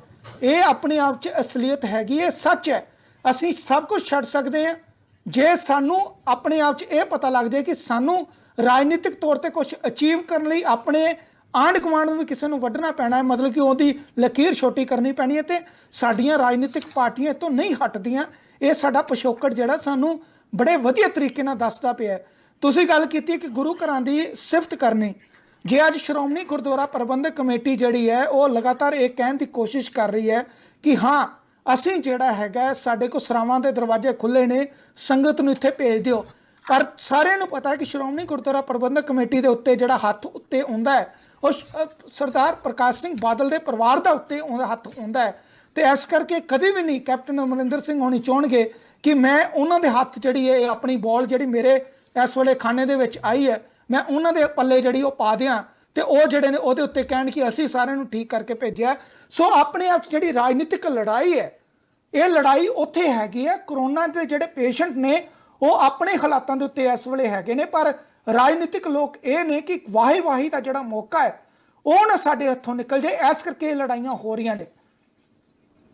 ਬਿਲਕੁਲ ਜੀ, ਮੈਂ ਸਰ ਇੱਕ ਬੇਨਤੀ ਕਰਨੀ ਚਾਹੁੰਦਾ ਕਿ ਜਿਹੜੀਆਂ ਗੁਰਦੁਆਰੇ ਦੀਆਂ ਸਰਾਵਾਂ ਨੇ, ਇਹ ਤੁਹਾਡੀ 100% ਮੈਂ ਸਹਿਮਤ ਹਾਂ ਕਿ ਬਾਦਲ ਦਾ ਕਬਜ਼ਾ ਹੈਗਾ ਗੁਰਦੁਆਰਿਆਂ ਦੇ ਉੱਪਰ, ਲੇਕਿਨ ਜਿਹੜਿਆਂ ਗੁਰਦੁਆਰਾ ਸਾਹਿਬ ਦੀਆਂ ਸਰਾਵਾਂ ਨੇ ਉਹ ਕੋਈ ਬਾਦਲ ਦੀ ਨਿੱਜੀ ਪ੍ਰਾਪਰਟੀ ਨਹੀਂ ਹੈ। ਇਹ ਤਾਂ ਬਲਕਿ ਮੌਕਾ ਹੈਗਾ ਕਿ ਗੁਰੂ ਕੀ ਗੋਲਕ ਦਾ ਜਿਹੜਾ ਕੁਝ ਹਿੱਸਾ ਅਸੀਂ ਉਹਨਾਂ ਨੂੰ ਜਾਇਜ਼ ਤਰੀਕੇ ਨਾਲ ਵਰਤ ਲਈਏ, ਉਹਨਾਂ ਨੂੰ ਕਹੀਏ ਵੀ ਜੇ ਉਹ ਪ੍ਰਬੰਧ ਕਰਕੇ ਦੇ ਰਹੀ ਹੈ ਐਸਜੀਪੀਸੀ ਤਾਂ ਉਹਨਾਂ ਤੋਂ ਲਾਹਾ ਲਈਏ। ਸੋ ਇਹੋ ਜੀ ਇੱਕ ਪਾਸੇ ਤਾਂ ਕਰੋਨਾ ਮਹਾਮਾਰੀ ਘੋਸ਼ਿਤ ਹੋ ਚੁੱਕੀ ਹੈ ਤੇ ਦੂਜੇ ਪਾਸੇ ਲੋਕ ਸਿਆਸੀ ਰੋਟੀਆਂ ਸੇਕ ਰਹੇ ਨੇ, ਬਾਦਲ ਕੇ ਵੀ ਤੇ ਕੈਪਟਨ ਕੇ ਵੀ। ਤਾਂ ਇਹ ਮਤਲਬ ਜਿਵੇਂ ਆਪ ਜੀ ਨੇ ਕਿਹਾ 100% ਮੈਂ ਸਹਿਮਤ ਹਾਂ ਕਿ ਜਿਹੜੇ ਸਿਆਸੀ ਸਿਆਸਤ ਕਰ ਰਹੇ ਨੇ ਇਹੋ ਜਿਹੇ ਖਤਰਨਾਕ ਮਾਹੌਲ ਦੇ ਵਿੱਚ, ਤਾਂ ਇਹ ਪੰਜਾਬ ਦੇ ਆਵਾਮ ਨੂੰ ਵੀ ਸਮਝਣਾ ਚਾਹੀਦਾ ਹੈ ਕਿ ਅਸੀਂ ਆਪਣੀ ਬਾਗਡੋਰ ਉਹਨਾਂ ਸਮਾਜ ਵਿਰੋਧੀ ਲੋਕਾਂ ਕੋਲ ਫੜਾਈ ਹੋਈ ਹੈ, ਭਾਵੇਂ ਉਹ ਕੈਪਟਨ ਅਮਰਿੰਦਰ ਸਿੰਘ ਹੋਵੇ ਜਾਂ ਪ੍ਰਕਾਸ਼ ਸਿੰਘ ਬਾਦਲ ਹੋਵੇ, ਜਿਹੜੇ ਸਾਡੇ ਸੱਥਰਾਂ ਦੇ ਉੱਤੇ ਵੀ ਸਿਆਸਤ ਕਰਦੇ ਨੇ, ਸਾਡੇ ਮੱਚਦੇ ਸਿਵਿਆਂ ਦੇ ਉੱਤੇ ਵੀ ਸਿਆਸਤ ਕਰਦੇ ਨੇ। ਸਾਡੇ ਭੈਣ ਭਰਾ ਮਰ ਰਹੇ ਹੋਣ, ਲੋਕਾਂ ਵਿੱਚ ਸਹਿਮ ਦਾ ਮਾਹੌਲ ਹੋਵੇ ਤੇ ਇਹ ਲੋਕ ਸਿਆਸਤਾਂ ਕਰਨ। ਦੇਖੋ ਕਿੱਡੀ ਦੁਖਦਾਇਕ ਗੱਲ ਹੈ, ਕੈਪਟਨ ਅਮਰਿੰਦਰ ਸਿੰਘ ਹੋਰਾਂ ਨੇ ਇੱਕ ਪਾਸੇ ਸਕੂਲ ਬੰਦ ਨੇ ਜਿੱਥੋਂ ਵਿਦਿਆ ਮਿਲਣੀ ਹੈ, ਗੁਰਦੁਆਰੇ ਬੰਦ ਨੇ, ਧਾਰਮਿਕ ਸਥਾਨ ਬੰਦ ਨੇ, ਤੇ ਦੂਜੇ ਪਾਸੇ ਸ਼ਰਾਬ ਦੀ ਹੋਮ ਡਿਲੀਵਰੀ। ਉਹ ਬੰਦਾ ਜਿਹੜਾ ਕਦੇ ਗੁਰਬਾਣੀ ਦਾ ਗੁਟਕਾ ਲੈ ਕੇ ਕਸਮ ਖਾਂਦਾ ਸੀ ਕਿ ਮੈਂ ਪੰਜਾਬ ਦੇ ਵਿੱਚੋਂ ਨਸ਼ੇ ਖਤਮ ਕਰ ਦੂੰ, ਅੱਜ ਨਸ਼ੇ ਦੀ ਸਪਲਾਈ ਕਰਨ ਵਾਲੇ ਪਾਸੇ ਤੁਰੇ ਹੋਏ ਨੇ। ਕੀ ਇਹ ਪੰਜਾਬ ਦੇ ਲੋਕਾਂ ਦੇ ਹਿੱਤ ਵਿੱਚ ਹੈ? ਇਹ ਦੱਸਣ ਕਿ ਸ਼ਰਾਬ ਦੇ ਨਾਲ ਕਿਹੜਾ ਇਮਿਊਨਿਟੀ ਸਿਸਟਮ ਵੱਧ ਜਾਣਾ ਹੈ, ਕਿ ਸ਼ਰਾਬ ਦੇ ਨਾਲ ਕੋਰੋਨਾ ਤੋਂ ਸਾਡਾ ਭਾਈ ਸਾਹਿਬ ਮਾਂਜੀ ਸਾਹਿਬ ਸਮਝਣ ਦੀ ਕੋਸ਼ਿਸ਼ ਕਰੋ, ਪੰਜਾਬ ਕੋ ਹੋਰ ਕਿਹੜਾ ਕਾਰੋਬਾਰ ਹੈ ਜਿਹਦੇ ਵਿੱਚੋਂ ਪੈਸੇ ਆਉਂਦੇ ਨੇ, ਜਿਹਦੇ ਵਿੱਚੋਂ ਮਾਲੀਆ ਆਉਂਦਾ ਹੈ? ਦੱਸੋ ਪੰਜਾਬ ਦੇ ਪੱਲੇ ਹੈ ਕੀ ਹੈ? ਜਿਹੜੀ ਵੀ ਸਰਕਾਰ ਹੋਵੇ, ਭਾਵੇਂ ਕਾਂਗਰਸ ਦੀ ਸਰਕਾਰ ਹੋਵੇ, ਭਾਵੇਂ ਅਕਾਲੀਆਂ ਦੀ ਸਰਕਾਰ ਹੋਵੇ, ਜਿਹੜੀ ਮਰਜ਼ੀ ਸਰਕਾਰ ਹੋਵੇ, ਉਹ ਸਿੱਧੇ ਤੌਰ ਤੇ ਅੱਜ ਇਹੋ ਗੱਲ ਕਰਦੀ ਹੈ ਕਿ ਜੇ ਪੰਜਾਬ ਨੂੰ ਮਾਲੀਆ ਦੇਣਾ ਹੈ ਤਾਂ ਠੇਕੇ ਜਿਹੜੇ ਨੇ ਉਹ ਖੋਲਣੇ ਪੈਣੇ ਨੇ, ਠੇਕਿਆਂ ਦੇ ਬਗੈਰ ਤਾਂ ਗੁਜ਼ਾਰਾ ਨਹੀਂ ਹੈਗਾ। ਇਹ ਸੱਚਾਈ ਹੋ ਚੁੱਕੀ ਹੋਈ ਹੈ। ਪਰ ਕੀ ਪੰਜਾਬ ਦੇ ਲੋਕਾਂ ਨੂੰ ਨਸ਼ਿਆਂ ਦੇ ਵਿੱਚ ਬੁਰੀ ਤਰ੍ਹਾਂ ਡਬੋ ਕੇ ਜੇ ਇਹਨਾਂ ਨੂੰ ਪੈਸਾ ਕਮਾਉਣਾ ਇਹਨਾਂ ਨੇ, ਸਰਕਾਰ ਨੇ, ਤਾਂ ਮਤਲਬ ਇਹ ਪੈਸਾ ਕਾਹਦੇ ਵਾਸਤੇ ਹੈ ਜੀ? ਲੋਕਾਂ ਵਾਸਤੇ ਖਜ਼ਾਨਾ ਹੁੰਦਾ ਹੈ। ਜੇ ਲੋਕਾਂ ਨੂੰ ਬਰਬਾਦ ਕਰਕੇ ਲੋਕਾਂ ਦੇ ਘਰਾਂ 'ਚ ਸੱਥਰ ਵਸਾ ਕੇ ਇਹਨਾਂ ਦਾ ਖਜ਼ਾਨਾ ਭਰਦਾ ਸਰਕਾਰ ਦਾ, ਤਾਂ ਅਸੀਂ ਤਾਂ ਕਹਾਂਗੇ ਖਜ਼ਾਨਾ ਖਾਲੀ ਰਹਿਣਾ ਚਾਹੀਦਾ। ਇਹ ਆਪਣੀਆਂ ਤਨਖਾਹਾਂ ਡਬਲ ਟ੍ਰਿਪਲ ਇਹਨਾਂ ਦੀਆਂ ਤਨਖਾਹਾਂ ਨੇ, ਸਹੂਲਤਾਂ ਇਹਨਾਂ ਨੂੰ ਮਿਲਦੀਆਂ ਨੇ। ਤੁਸੀਂ ਵੇਖੋ ਬਹੁਤ ਥੋੜੇ ਲੀਡਰ ਨੇ, ਮੈਂ ਸਾਰੀਆਂ ਪਾਰਟੀਆਂ ਨੂੰ ਕਹਿਣਾ, ਥੋੜੇ ਲੀਡਰ ਨੇ ਜਿਨ੍ਹਾਂ ਨੇ ਇਹਦੇ ਵਿੱਚ ਸਹਿਯੋਗ ਦਿੱਤਾ ਹੈ। ਲੋਕਾਂ ਦਾ ਟੈਕਸ, ਲੋਕਾਂ ਦਾ ਖੂਨ ਪਸੀਨਾ ਚੂਸ ਕੇ ਇਹ ਲੋਕ VIP ਸਹੂਲਤਾਂ ਮਾਣਦੇ ਨੇ, ਮौज ਮਸਤੀ ਕਰਦੇ ਨੇ, ਤੇ ਕਰੋਨਾ ਵਰਗੀ ਮਹਾਮਾਰੀ ਦੇ ਹੁੰਦਿਆਂ ਵੀ ਜੇ ਆਪਣੀਆਂ ਸਹੂਲਤਾਂ ਨਹੀਂ ਛੱਡ ਸਕਦੇ, ਇੰਨੇ ਗਨਮੈਨ ਰੱਖ ਕੇ ਸਾਰੀਆਂ ਸਹੂਲਤਾਂ, ਲੱਖਾਂ 'ਚ ਤਨਖਾਹਾਂ ਲੈ ਕੇ, ਤਾਂ ਉਹ ਤਾਂ ਇਹ ਛੱਡਣਗੇ ਤੇ ਸਾਡੇ ਪੰਜਾਬ ਦੇ ਜਵਾਨਾਂ ਦੀ ਦਲਦਲ ਵਿੱਚ ਸੁੱਟਣ ਵਾਸਤੇ ਕਹਿੰਦੇ ਆ ਕਿ ਅਸੀਂ ਖਜ਼ਾਨਾ ਭਰਨਾ। ਇਹ ਜਿਹੜਾ ਖਜ਼ਾਨਾ ਪੰਜਾਬ ਦੇ ਲੋਕਾਂ ਲਈ ਭਰਨਾ ਜਾਂ ਇਹਨਾਂ ਨੇ ਮਤਲਬ ਪੰਜਾਬ ਨੂੰ ਬਰਬਾਦ ਕਰਕੇ ਸਿਰਫ ਖਜ਼ਾਨਾ ਭਰਨ ਦਾ ਮਕਸਦ ਹੀ ਹੈ ਜੀ? ਤਾਂ ਇਹ ਲੁੱਟ ਰਹੇ ਨੇ ਬਹੁਤ। ਮਾਨੀ ਸਾਹਿਬ, ਇਹਨਾਂ ਨੂੰ ਜਦੋਂ ਰਾਜਨੀਤਿਕ ਲੋਕਾਂ ਦੀ ਸੋਚ ਜਦੋਂ ਇੰਨੀ ਕੁ ਹੋ ਜਾਏ ਕਿ SHO ਨੇ ਆ ਕੇ ਮੈਨੂੰ ਸਤਿ ਸ੍ਰੀ ਅਕਾਲ ਨਹੀਂ ਬੁਲਾਈ ਤੇ ਉਹ ਆ ਕੇ ਥਾਣੇ ਦੇ ਵਿੱਚ ਉਹਨੇ ਇੰਚਾਰਜ ਕਿਸ ਤਰ੍ਹਾਂ ਲੈ ਲਿਆ, ਉਹ ਤੁਸੀਂ ਜਦੋਂ ਬੰਦੇ ਦੀ ਮਾਨਸਿਕਤਾ ਉੱਥੋਂ ਤੱਕ ਚਲੇ ਜਾਵੇ, ਫਿਰ ਤੁਸੀਂ ਕਿਹੜੀਆਂ ਗੱਲਾਂ ਕਰਦੇ ਹੋ ਕਿ ਜਿਹੜਾ ਉਹ ਵਧੀਆ ਹੋਣਾ ਚਾਹੀਦਾ, ਉੱਚੀ ਸੋਚ ਹੋਣੀ ਚਾਹੀਦੀ ਹੈ? ਇਹ ਸਭ ਕੁਝ ਜਿਹੜੀਆਂ ਗੱਲਾਂ ਫਿਰ ਰਹਿ ਜਾਂਦੀਆਂ ਨੇ ਪਿੱਛੇ। ਇਹ ਸਤਿ ਸ੍ਰੀ ਅਕਾਲ ਤੱਕ ਹੀ ਕੰਮ ਜਿਹੜਾ ਇੱਥੇ ਅੜਿਆ ਹੋਇਆ। ਮੈਂ ਪਰ ਜਿਹੜੀ ਤੁਹਾਡੇ ਲੋਕਾਂ ਦੇ ਵੱਲੋਂ ਇਸ ਵੇਲੇ ਕਾਰਜ ਕੀਤਾ ਜਾ ਰਿਹਾ, ਜਿਹਦੇ ਵਿੱਚ ਸਰਕਾਰਾਂ ਦੀ ਕੋਈ ਇਨਵੋਲਵਮੈਂਟ ਨਹੀਂ ਹੈ, ਮੈਂ ਉਹਦੇ ਉੱਤੇ ਤੁਹਾਡੇ ਕੋਲ ਇਹ ਪੁੱਛਣਾ ਚਾਹੁੰਦਾ ਕਿ ਜਿਹੜੇ NGOs ਨੇ, ਜਿਹੜੇ ਪੰਜਾਬ ਦੇ ਵਿੱਚ ਸੇਵਾਵਾਂ ਕਰ ਰਹੇ ਨੇ, ਜਿਹੜੇ ਵੀ ਇਸ ਵੇਲੇ ਕੋਈ ਕਾਰਜ ਕਰ ਰਹੇ ਨੇ, ਤੁਹਾਨੂੰ ਕੀ ਲੱਗਦਾ ਕਿ ਸਰਕਾਰਾਂ ਵੱਲ ਵੇਖਣ ਦੀ ਬਜਾਏ ਅੱਜ ਜਿੱਥੇ ਵੀ ਲੋਕ ਬੈਠੇ ਨੇ, ਜਿੱਥੇ ਉਹਨਾਂ ਨੂੰ ਬਿਠਾ ਦਿੱਤਾ ਗਿਆ, ਜਿੱਥੇ ਵੀ ਉਹਨਾਂ ਨੂੰ ਜਕੜਬੰਦ ਕਰ ਦਿੱਤਾ ਗਿਆ, ਠੀਕ ਹੈ, ਉਹ ਹੁਣ ਜੋ ਹੋਣਾ ਸੀ ਹੋ ਗਿਆ, ਤੁਹਾਨੂੰ ਕੀ ਲੱਗਦਾ ਕਿ ਜਿਹੜੇ NGOs ਨੇ ਜਾਂ ਜਿਹੜੀਆਂ ਧਾਰਮਿਕ ਸੰਸਥਾਵਾਂ ਹੈਗੀਆਂ ਨੇ, ਉਹਨਾਂ ਨੂੰ ਕਿਸ ਤਰੀਕੇ ਨਾਲ ਉਪਰਾਲਾ ਕਰਨ ਦੀ ਲੋੜ ਹੈ ਤਾਂ ਜੋ ਜਿਹੜਾ ਇੱਕ ਗੈਪ ਪੈ ਰਿਹਾ ਉਹਨਾਂ ਨੂੰ ਮਾਨਸਿਕ ਤੌਰ ਤੇ ਠੀਕ ਰੱਖਣ ਦਾ, ਉਸ ਗੈਪ ਨੂੰ ਪੂਰਾ ਕੀਤਾ ਜਾਵੇ ਕਿ ਉਹ ਆਪਣੇ ਤੌਰ ਤੇ ਹਾਜ਼ਰੀ ਭਰਨ, ਉੱਥੇ ਜਾਣ, ਜਿਹੜੇ ਲੋਕ ਨੇ ਜਿਹੜੇ ਇਕਾਂਤਵਾਸ ਦੇ ਵਿੱਚ ਨੇ ਉਹਨਾਂ ਨੂੰ ਥੋੜੀ ਜਿਹੀ ਮਦਦ ਦਿੱਤੀ ਜਾਵੇ, ਥੋੜਾ ਜਿਹਾ ਉਹਨਾਂ ਨੂੰ ਹੌਸਲਾ ਦਿੱਤਾ ਜਾਵੇ ਤਾਂ ਜੋ ਠੀਕ ਹੋ ਕੇ ਆਪਣੇ ਘਰਾਂ ਦੇ ਵਿੱਚ ਪਰਤ ਸਕਣ। ਤੁਹਾਨੂੰ ਕੀ ਲੱਗਦਾ ਕੀ ਕਰਨ ਦੀ ਲੋੜ ਹੈ ਇਸ ਵੇਲੇ? ਬਿਲਕੁਲ ਜੀ, ਮੈਂ ਇਹ ਬੇਨਤੀ ਕਰਨੀ ਚਾਹੁੰਦਾ ਕਿ ਸਭ ਤੋਂ ਪਹਿਲੀ ਗੱਲ, ਜੇ ਕੋਈ ਵੀ ਵੀਰ ਕਰੋਨਾ ਪੋਜ਼ਿਟਿਵ ਆ ਜਾਂਦਾ ਹੈ ਤਾਂ ਉਹਨੂੰ ਅਸੀਂ ਹਮਦਰਦੀ ਦੀ ਨਿਗਾਹ ਨਾਲ ਵੇਖੀਏ, ਉਹਨੂੰ ਜਿਹੜਾ ਹੈਗਾ ਨਫ਼ਰਤ ਨਾ ਕਰੀਏ। ਮੈਂ ਆਪ ਜੀ ਦਾ ਚੜ੍ਹਦੀ ਕਲਾ ਟਾਈਮ TV ਦਾ ਇਸ ਗੱਲੋਂ ਰਿਣੀ ਆ ਕਿ ਤੁਸੀਂ ਬਹੁਤ ਸੋਹਣੇ ਢੰਗ ਨਾਲ ਕਵਰੇਜ ਕਰਕੇ ਹਕੀਕਤ ਗਰਾਊਂਡ ਦੀ ਲੋਕਾਂ ਨੂੰ ਦੱਸਦੇ ਹੋ। ਨਹੀਂ ਤਾਂ ਮੀਡੀਆ ਦਾ ਵੀ ਕੁਝ ਕੁ ਹਿੱਸਾ ਹੈ ਜਿਹੜਾ ਕਰੋਨਾ ਦੀ ਆੜ ਹੇਠ ਕਦੇ NRI ਭਰਾਵਾਂ ਨੂੰ, ਅੱਜ ਜਿਹੜੀਆਂ ਸੇਵਾਵਾਂ ਪੰਜਾਬ ਦੇ ਵਿੱਚ ਚੱਲ ਰਹੀਆਂ ਨੇ, ਮੈਂ ਦੱਸਣਾ ਚਾਹੁੰਦਾ, ਜਿਹੜੀਆਂ ਰਸਤਾਂ ਵਸਤਾਂ ਵੰਡੀਆਂ ਜਾ ਰਹੀਆਂ ਨੇ, ਲੋੜਵੰਦਾਂ ਤੱਕ ਦਵਾਈਆਂ ਪਹੁੰਚਾਈਆਂ ਜਾ ਰਹੀਆਂ ਨੇ, ਸੜਕਾਂ ਦਿੱਤੀਆਂ ਜਾ ਰਹੀਆਂ ਨੇ, ਉਹਦੇ ਵਿੱਚ ਸਾਡੇ NRI ਭਰਾਵਾਂ ਦਾ ਬਹੁਤ ਵੱਡਾ ਯੋਗਦਾਨ ਹੈ। ਪਰ ਇੱਥੇ ਕਦੇ ਕਰੋਨਾ ਦੀ ਝਾੜ ਹੇਠ NRI ਭਰਾਵਾਂ ਨੂੰ ਬਦਨਾਮ ਕਰਨ ਦੀ ਕੋਸ਼ਿਸ਼ ਕੀਤੀ ਜਾਂਦੀ ਹੈ, ਕਦੇ ਕਿਸੇ ਵਿਸ਼ੇਸ਼ ਧਰਮ ਨੂੰ ਟਾਰਗੇਟ ਕੀਤਾ ਜਾਂਦਾ ਹੈ, ਕਦੇ ਹਜ਼ੂਰ ਸ਼ਰਧਾਲੂਆਂ ਨੂੰ ਟਾਰਗੇਟ ਕੀਤਾ ਜਾਂਦਾ ਹੈ। ਮੈਂ ਇਹ ਬੇਨਤੀ ਕਰਨੀ ਚਾਹੁੰਦਾ ਸਾਰੇ ਸਮਾਜ ਨੂੰ ਕਿ ਸਾਡੇ ਭੈਣ ਭਰਾ ਨੇ, ਸਰਕਾਰਾਂ ਨੇ ਤਾਂ ਇਹਨਾਂ ਨੂੰ ਮਤਲਬ ਮਰਨ ਤੇ ਛੱਡਿਆ ਹੋਇਆ ਇੱਕ ਤਰ੍ਹਾਂ ਦਾ ਕਹਿ ਸਕਦੇ ਆ। ਇਹ ਸਾਨੂੰ ਬਾਹ ਫੜਨੀ ਪਊਗੀ। ਮੈਂ ਇੱਕ ਬਹੁਤ ਜ਼ਰੂਰੀ ਨੁਕਤਾ ਤੁਹਾਡੇ ਧਿਆਨ 'ਚ ਲਿਆਉਣਾ ਚਾਹੁੰਦਾ ਕਿ ਸਭ ਤੋਂ ਪਹਿਲਾ ਕੇਸ ਪੰਜਾਬ ਦਾ ਜਿਹੜਾ ਪਠਲਾਵੇ ਦਾ ਆਇਆ ਸੀਗਾ। ਪਠਲਾਵੇ ਪਿੰਡ ਦੇ ਵਿੱਚ ਜਦੋਂ ਬਲਦੇਵ ਸਿੰਘ ਹੋਰੀ ਕਰੋਨਾ ਪੋਜ਼ਿਟਿਵ ਪਾਏ ਗਏ, ਉਹਨਾਂ ਦੀ ਮੌਤ ਤੋਂ ਬਾਅਦ ਇਹ ਖੁਲਾਸਾ ਹੋਇਆ, ਤਾਂ ਮੈਂ ਦੱਸਣਾ ਚਾਹੁੰਦਾ ਕਿ ਪਠਲਾਵੇ ਪਿੰਡ ਨੂੰ ਸਾਰੀ ਦੁਨੀਆ ਨਾਲੋਂ ਤੋੜ ਦਿੱਤਾ ਸੀਗਾ। ਉੱਥੇ ਜਿਹੜਾ ਹਸਪਤਾਲ ਚੱਲਦਾ ਸੀ, ਉਸ ਹਸਪਤਾਲ ਨੂੰ ਵੀ ਬੰਦ ਕਰ ਦਿੱਤਾ ਗਿਆ ਤੇ ਬੀਬੀ ਲਖਵਿੰਦਰ ਕੌਰ ਜਿਹੜੀ ਪ੍ਰੈਗਨੈਂਟ ਸੀ, ਉਹਨੂੰ ਦਵਾਈ ਨਹੀਂ ਲੈਣ ਦਿੱਤੀ ਗਈ ਤੇ ਉੱਥੋਂ ਦੇ ਕਿਸਾਨ ਮਜ਼ਦੂਰ ਪਰੇਸ਼ਾਨ ਹੋਦਾ। ਫਿਰ ਅਸੀਂ, ਸਾਡੇ ਵੀਰ ਹਰਜੀਤ ਸਿੰਘ ਢਪਾਲੀ ਨੇ, ਦਰਬਾਰੇ ਖਾਲਸਾ ਵੱਲੋਂ, ਉਹਨਾਂ ਨੇ, ਅਸੀਂ ਸਾਰਿਆਂ ਨੇ 250 ਕਿਟਾਂ ਤਿਆਰ ਕਰ ਲਈਆਂ ਸੀ ਕਿ ਅਸੀਂ ਆਪਣੀ ਮੌਤ ਦੇ ਜ਼ਿੰਮੇਵਾਰ ਆਪ ਹਾਂ, ਪਰ ਅਸੀਂ ਆਪਣੀਆਂ ਅੱਖਾਂ ਦੇ ਸਾਹਮਣੇ ਏਦਾਂ ਕਿਸੇ ਨੂੰ ਭੁੱਖੇ ਮਰਦੇ ਨਹੀਂ ਵੇਖ ਸਕਦੇ। ਸਾਰੀਆਂ ਸਹੂਲਤਾਂ ਅਸੀਂ ਉੱਥੇ ਜਾ ਕੇ ਪਹੁੰਚਾਵਾਂਗੇ ਜੇ ਤੁਸੀਂ ਡਰਦੇ ਹੋ। ਜਦੋਂ ਅਸੀਂ ਦਰਬਾਰੇ ਖਾਲਸਾ ਵੱਲੋਂ ਤਿਆਰੀ ਕਰ ਲਈ, ਫਿਰ ਪ੍ਰਸ਼ਾਸਨ ਨੂੰ ਹੱਥਾਂ ਪੈਰਾਂ ਦੀ, ਉੱਥੋਂ ਦੇ ਜਿਹੜੇ ਪਿੰਡ ਦੇ ਵਾਸੀ ਨੇ, ਉਹਨਾਂ ਨੇ ਵੀ ਦੱਸਿਆ ਕਿ ਜੇ ਦਰਬਾਰੇ ਖਾਲਸਾ ਵਾਲੇ ਸਾਡੇ ਨਾਲ ਰਾਬਤਾ ਨਾ ਕਰਦੇ, ਇੱਥੇ ਕੋਈ ਨਹੀਂ ਪਹੁੰਚਿਆ। ਉਸ ਦਿਨ ਦੇ ਉੱਥੇ ਡਾਕਟਰ ਵੀ ਪਹੁੰਚੇ ਨੇ, ਸਰਕਾਰ ਵੱਲੋਂ ਅਸੀਂ ਧੰਨਵਾਦ ਕਰਦੇ ਹਾਂ। ਸੋ ਸਾਨੂੰ ਆਪਣੇ ਭੈਣ ਭਰਾਵਾਂ ਦੇ ਨਾਲ, ਭਾਵੇਂ ਕੋਈ ਕਿਸੇ ਮਜ਼ਹਬ ਦਾ ਹੋਵੇ, ਕਿਸੇ ਇਲਾਕੇ ਦਾ ਹੋਵੇ, ਪਿੰਡ ਦਾ ਹੋਵੇ, ਸਾਨੂੰ ਸਾਰਿਆਂ ਨਾਲ ਹਮਦਰਦੀ ਨਾਲ ਖੜਨਾ ਚਾਹੀਦਾ ਹੈ। ਤੇ ਜਿੰਨੇ ਸਮਾਜ ਸੇਵੀ ਨੇ ਆਪਣੇ ਆਪਣੇ ਤੌਰ ਤੇ ਪ੍ਰੈਕਟੀਕਲੀ ਜਿਹੜੀਆਂ ਸੇਵਾਵਾਂ ਨਿਭਾਉਣ ਔਰ ਇਕੱਲਾ ਫੋਟੋਆਂ ਤੱਕ ਸੀਮਤ ਨਾ ਰਹਿਣ, ਇਮਾਨਦਾਰੀ ਨਾਲ ਸਾਨੂੰ ਗਰਾਊਂਡ ਤੇ ਕੰਮ ਕਰਨ ਦੀ ਲੋੜ ਹੈ ਜੀ। ਮਾਜੀ ਸਾਹਿਬ, ਮੈਂ ਤੁਹਾਡੇ ਕੋਲ ਇੱਕ ਚੀਜ਼ ਹੋਰ ਪੁੱਛਣਾ ਚਾਹਾਂਗਾ, ਜਿਹੜੀ ਮੈਨੂੰ ਦੱਸਣ ਦੀ ਕੋਸ਼ਿਸ਼ ਕਰਨਾ। ਜਿਹੜਾ ਤਸਵੀਰਾਂ ਵਾਲਾ ਸਿਲਸਿਲਾ ਸੀ, ਜਿਹੜਾ ਸ਼ੁਰੂਆਤ ਹੋਇਆ ਸੀ ਪੰਜਾਬ ਦੇ ਵਿੱਚ ਜਦੋਂ ਕਰੋਨਾ ਵਾਇਰਸ ਦੀ ਮਹਾਮਾਰੀ ਨਵੀਂ ਆਈ ਸੀ, ਉਸ ਵੇਲੇ ਬਹੁਤ ਸਾਰੀਆਂ ਤਸਵੀਰਾਂ ਦਾ ਸਿਲਸਿਲਾ ਚੱਲਿਆ ਸੀ। ਫੋਟੋ ਸੈਸ਼ਨ ਸੀ, ਸੈਲਫੀ ਸਟਾਈਲ ਉਹਦੇ ਵਿੱਚ ਫੋਟੋਆਂ ਖਿੱਚੀਆਂ ਜਾਂਦੀਆਂ ਸਨ, 2 ਫੁਲਕੇ ਫੜਾ ਕੇ। ਉਹ ਅੱਜ ਕੱਲ੍ਹ ਲੋਕ ਜਿਹੜੇ ਨੇ ਰਫੂ ਚੱਕਰ ਹੋ ਗਏ ਨੇ। ਕਿ ਤੁਹਾਨੂੰ ਕੀ ਲੱਗਦਾ ਕਿ ਜਿਹੜੇ ਸੱਚੇ ਰਹਿ ਗਏ ਤੇ ਜਿਹੜੇ ਉਸ ਵੇਲੇ ਸਿਰਫ ਤਸਵੀਰਾਂ ਖਿਚਾਉਣ ਆਏ ਸਨ ਨਵੇਂ ਕੁੜਤੇ ਪਜਾਮੇ ਸਵਾ ਕੇ, ਉਹ ਲੋਕ ਕਿੱਧਰ ਚਲੇ ਗਏ ਸਾਰੇ? ਦੇਖੋ ਜੀ ਸਰ, ਮੈਂ ਇੱਕ ਬੇਨਤੀ ਕਰਨੀ ਚਾਹੁੰਦਾ ਕਿ ਜਿਹੜੀਆਂ ਤਸਵੀਰਾਂ ਨੇ, ਉਹ ਇੱਕ ਤਾਂ ਸਮਾਜ ਸੇਵੀ ਸੰਸਥਾ, ਜਿਵੇਂ ਅਸੀਂ ਤਸਵੀਰਾਂ, ਕੁਝ ਕੁ ਤਸਵੀਰਾਂ ਅਸੀਂ ਫੇਸਬੁੱਕ ਤੇ ਪਾਉਨੇ ਆ, ਉਹਦਾ ਕਾਰਨ ਅਸੀਂ ਨੂੰ ਰਸਤ ਦਿੱਤੀ ਹੈ, ਉਹਦਾ ਚਿਹਰਾ ਨਾ ਦਿਖੇ, ਪਰ ਉਹ ਤਸਵੀਰਾਂ ਪਾਉਣ ਦਾ ਇਹ ਮਕਸਦ ਹੈ। ਹੁਣ ਅਸੀਂ 8000 ਤੱਕ, ਪੰਜਾਬ ਦੇ 6 ਜ਼ਿਲ੍ਹਿਆਂ ਤੱਕ 8000 ਪਰਿਵਾਰਾਂ ਤੱਕ ਰਸਦਾਂ ਪਹੁੰਚਾਈਆਂ ਨੇ, ਤਾਂ ਉਹ ਇਕੱਲਾ ਹਰਜਿੰਦਰ ਸਿੰਘ ਮਾਝੀ ਜਾਂ ਕੋਈ ਇੱਕ ਬੰਦਾ ਤਾਂ ਪਹੁੰਚਾ ਨਹੀਂ ਸਕਦਾ। ਅਸੀਂ ਉਹ ਸੰਗਤ ਨੂੰ ਹੀ ਕਹਿੰਦੇ ਆ ਕਿ ਭਾਈ ਸਾਨੂੰ ਆਟਾ ਚਾਹੀਦਾ, ਸਾਨੂੰ ਸਾਬਣਾਂ ਚਾਹੀਦੀਆਂ ਨੇ, ਸਾਨੂੰ ਦਾਲਾਂ ਚਾਹੀਦੀਆਂ ਨੇ। ਤਾਂ ਮੈਂ ਇਹ ਕਹਿਣਾ ਚਾਹੁੰਦਾ ਕਿ ਇੱਕ ਸਵੈਮਾਨ ਜਿਹੜਾ ਬੰਦੇ ਨੂੰ ਅਸੀਂ ਭੇਟਾ ਕੁਝ ਕਰ ਰਹੇ ਹਾਂ, ਦੇ ਰਹੇ ਹਾਂ, ਉਹਨਾਂ ਨੂੰ ਅਸੀਂ ਉਹਨਾਂ ਦੀ ਸਤਿਕਾਰ ਦਾ ਧਿਆਨ ਰੱਖ ਕੇ ਦਸੀਏ। ਪਰ ਇਕੱਲੀਆਂ ਤਸਵੀਰਾਂ ਖਿਚਾ ਕੇ ਲੋਕਾਂ ਨੂੰ ਜਲੀਲ ਕਰਨਾ, ਇਹ ਬਿਲਕੁਲ ਬਰਦਾਸ਼ਤ ਤੋਂ ਬਾਹਰ ਹੈ। ਉਹ ਬੰਦੇ ਸਿਰਫ ਤਸਵੀਰਾਂ ਖਿਚਵਾ ਕੇ, ਤੁਹਾਡੀ ਗੱਲ 100% ਠੀਕ ਹੈ ਕਿ ਉਹ ਚਲੇ ਗਏ ਜੀ, ਉਹ ਤਾਂ ਹੁਣ ਘਰਾਂ ਦੇ ਵਿੱਚ ਬਹਿ ਗਏ, ਕਿਉਂਕਿ ਉਹਨਾਂ ਨੂੰ ਨਹੀਂ ਲੱਗਦਾ ਸੀ ਕਿ ਇਹ ਲੰਮਾ ਟਾਈਮ ਕੰਮ ਚੱਲਣਾ। ਅਸੀਂ ਹੜ੍ਹਾਂ ਦੇ ਦੌਰਾਨ ਵੀ ਵੇਖਿਆ, ਮੈਂ ਤੁਹਾਡੇ ਮਾਧਿਅਮ ਰਾਹੀਂ ਦੱਸਣਾ ਚਾਹੁੰਦਾ ਕਿ ਜਦੋਂ ਪੰਜਾਬ ਦੇ ਵਿੱਚ ਹੜ੍ਹ ਆਏ ਤਾਂ ਉਦੋਂ 5, 7, 10 ਦਿਨ ਤਾਂ ਉੱਥੇ ਬਹੁਤ ਲੋਕ ਸਮਾਜ ਸੇਵੀ ਤੁਰੇ ਫਿਰਦੇ ਸੀਗੇ, ਪਰ ਉਸ ਤੋਂ ਬਾਅਦ ਅਸੀਂ ਉੱਥੇ ਵੀ ਦਰਬਾਰੇ ਖਾਲਸਾ ਵੱਲੋਂ 2.5 ਮਹੀਨੇ ਲਗਾਤਾਰ ਰਹਿ ਕੇ ਲੋਕਾਂ ਦੇ ਮਕਾਨ ਬਣਾ ਕੇ ਦਿੱਤੇ। ਗੁਰੂ ਦੀ ਕਿਰਪਾ ਸਦਕਾ, ਸੰਗਤ ਦੇ ਸਹਿਯੋਗ ਨਾਲ ਜਿਹੜੇ ਕਿਸਾਨਾਂ ਦੇ ਬੋਰ ਖਰਾਬ ਹੋ ਗਏ ਸੀ ਉਹ ਠੀਕ ਹੋਏ। ਸੋ ਇਸ ਤਰ੍ਹਾਂ ਅਸੀਂ ਗਰਾਊਂਡ ਦੇ ਉੱਤੇ ਕੰਮ ਕਰਨ ਦੇ ਵਿੱਚ ਵਿਸ਼ਵਾਸ ਰੱਖੀਏ।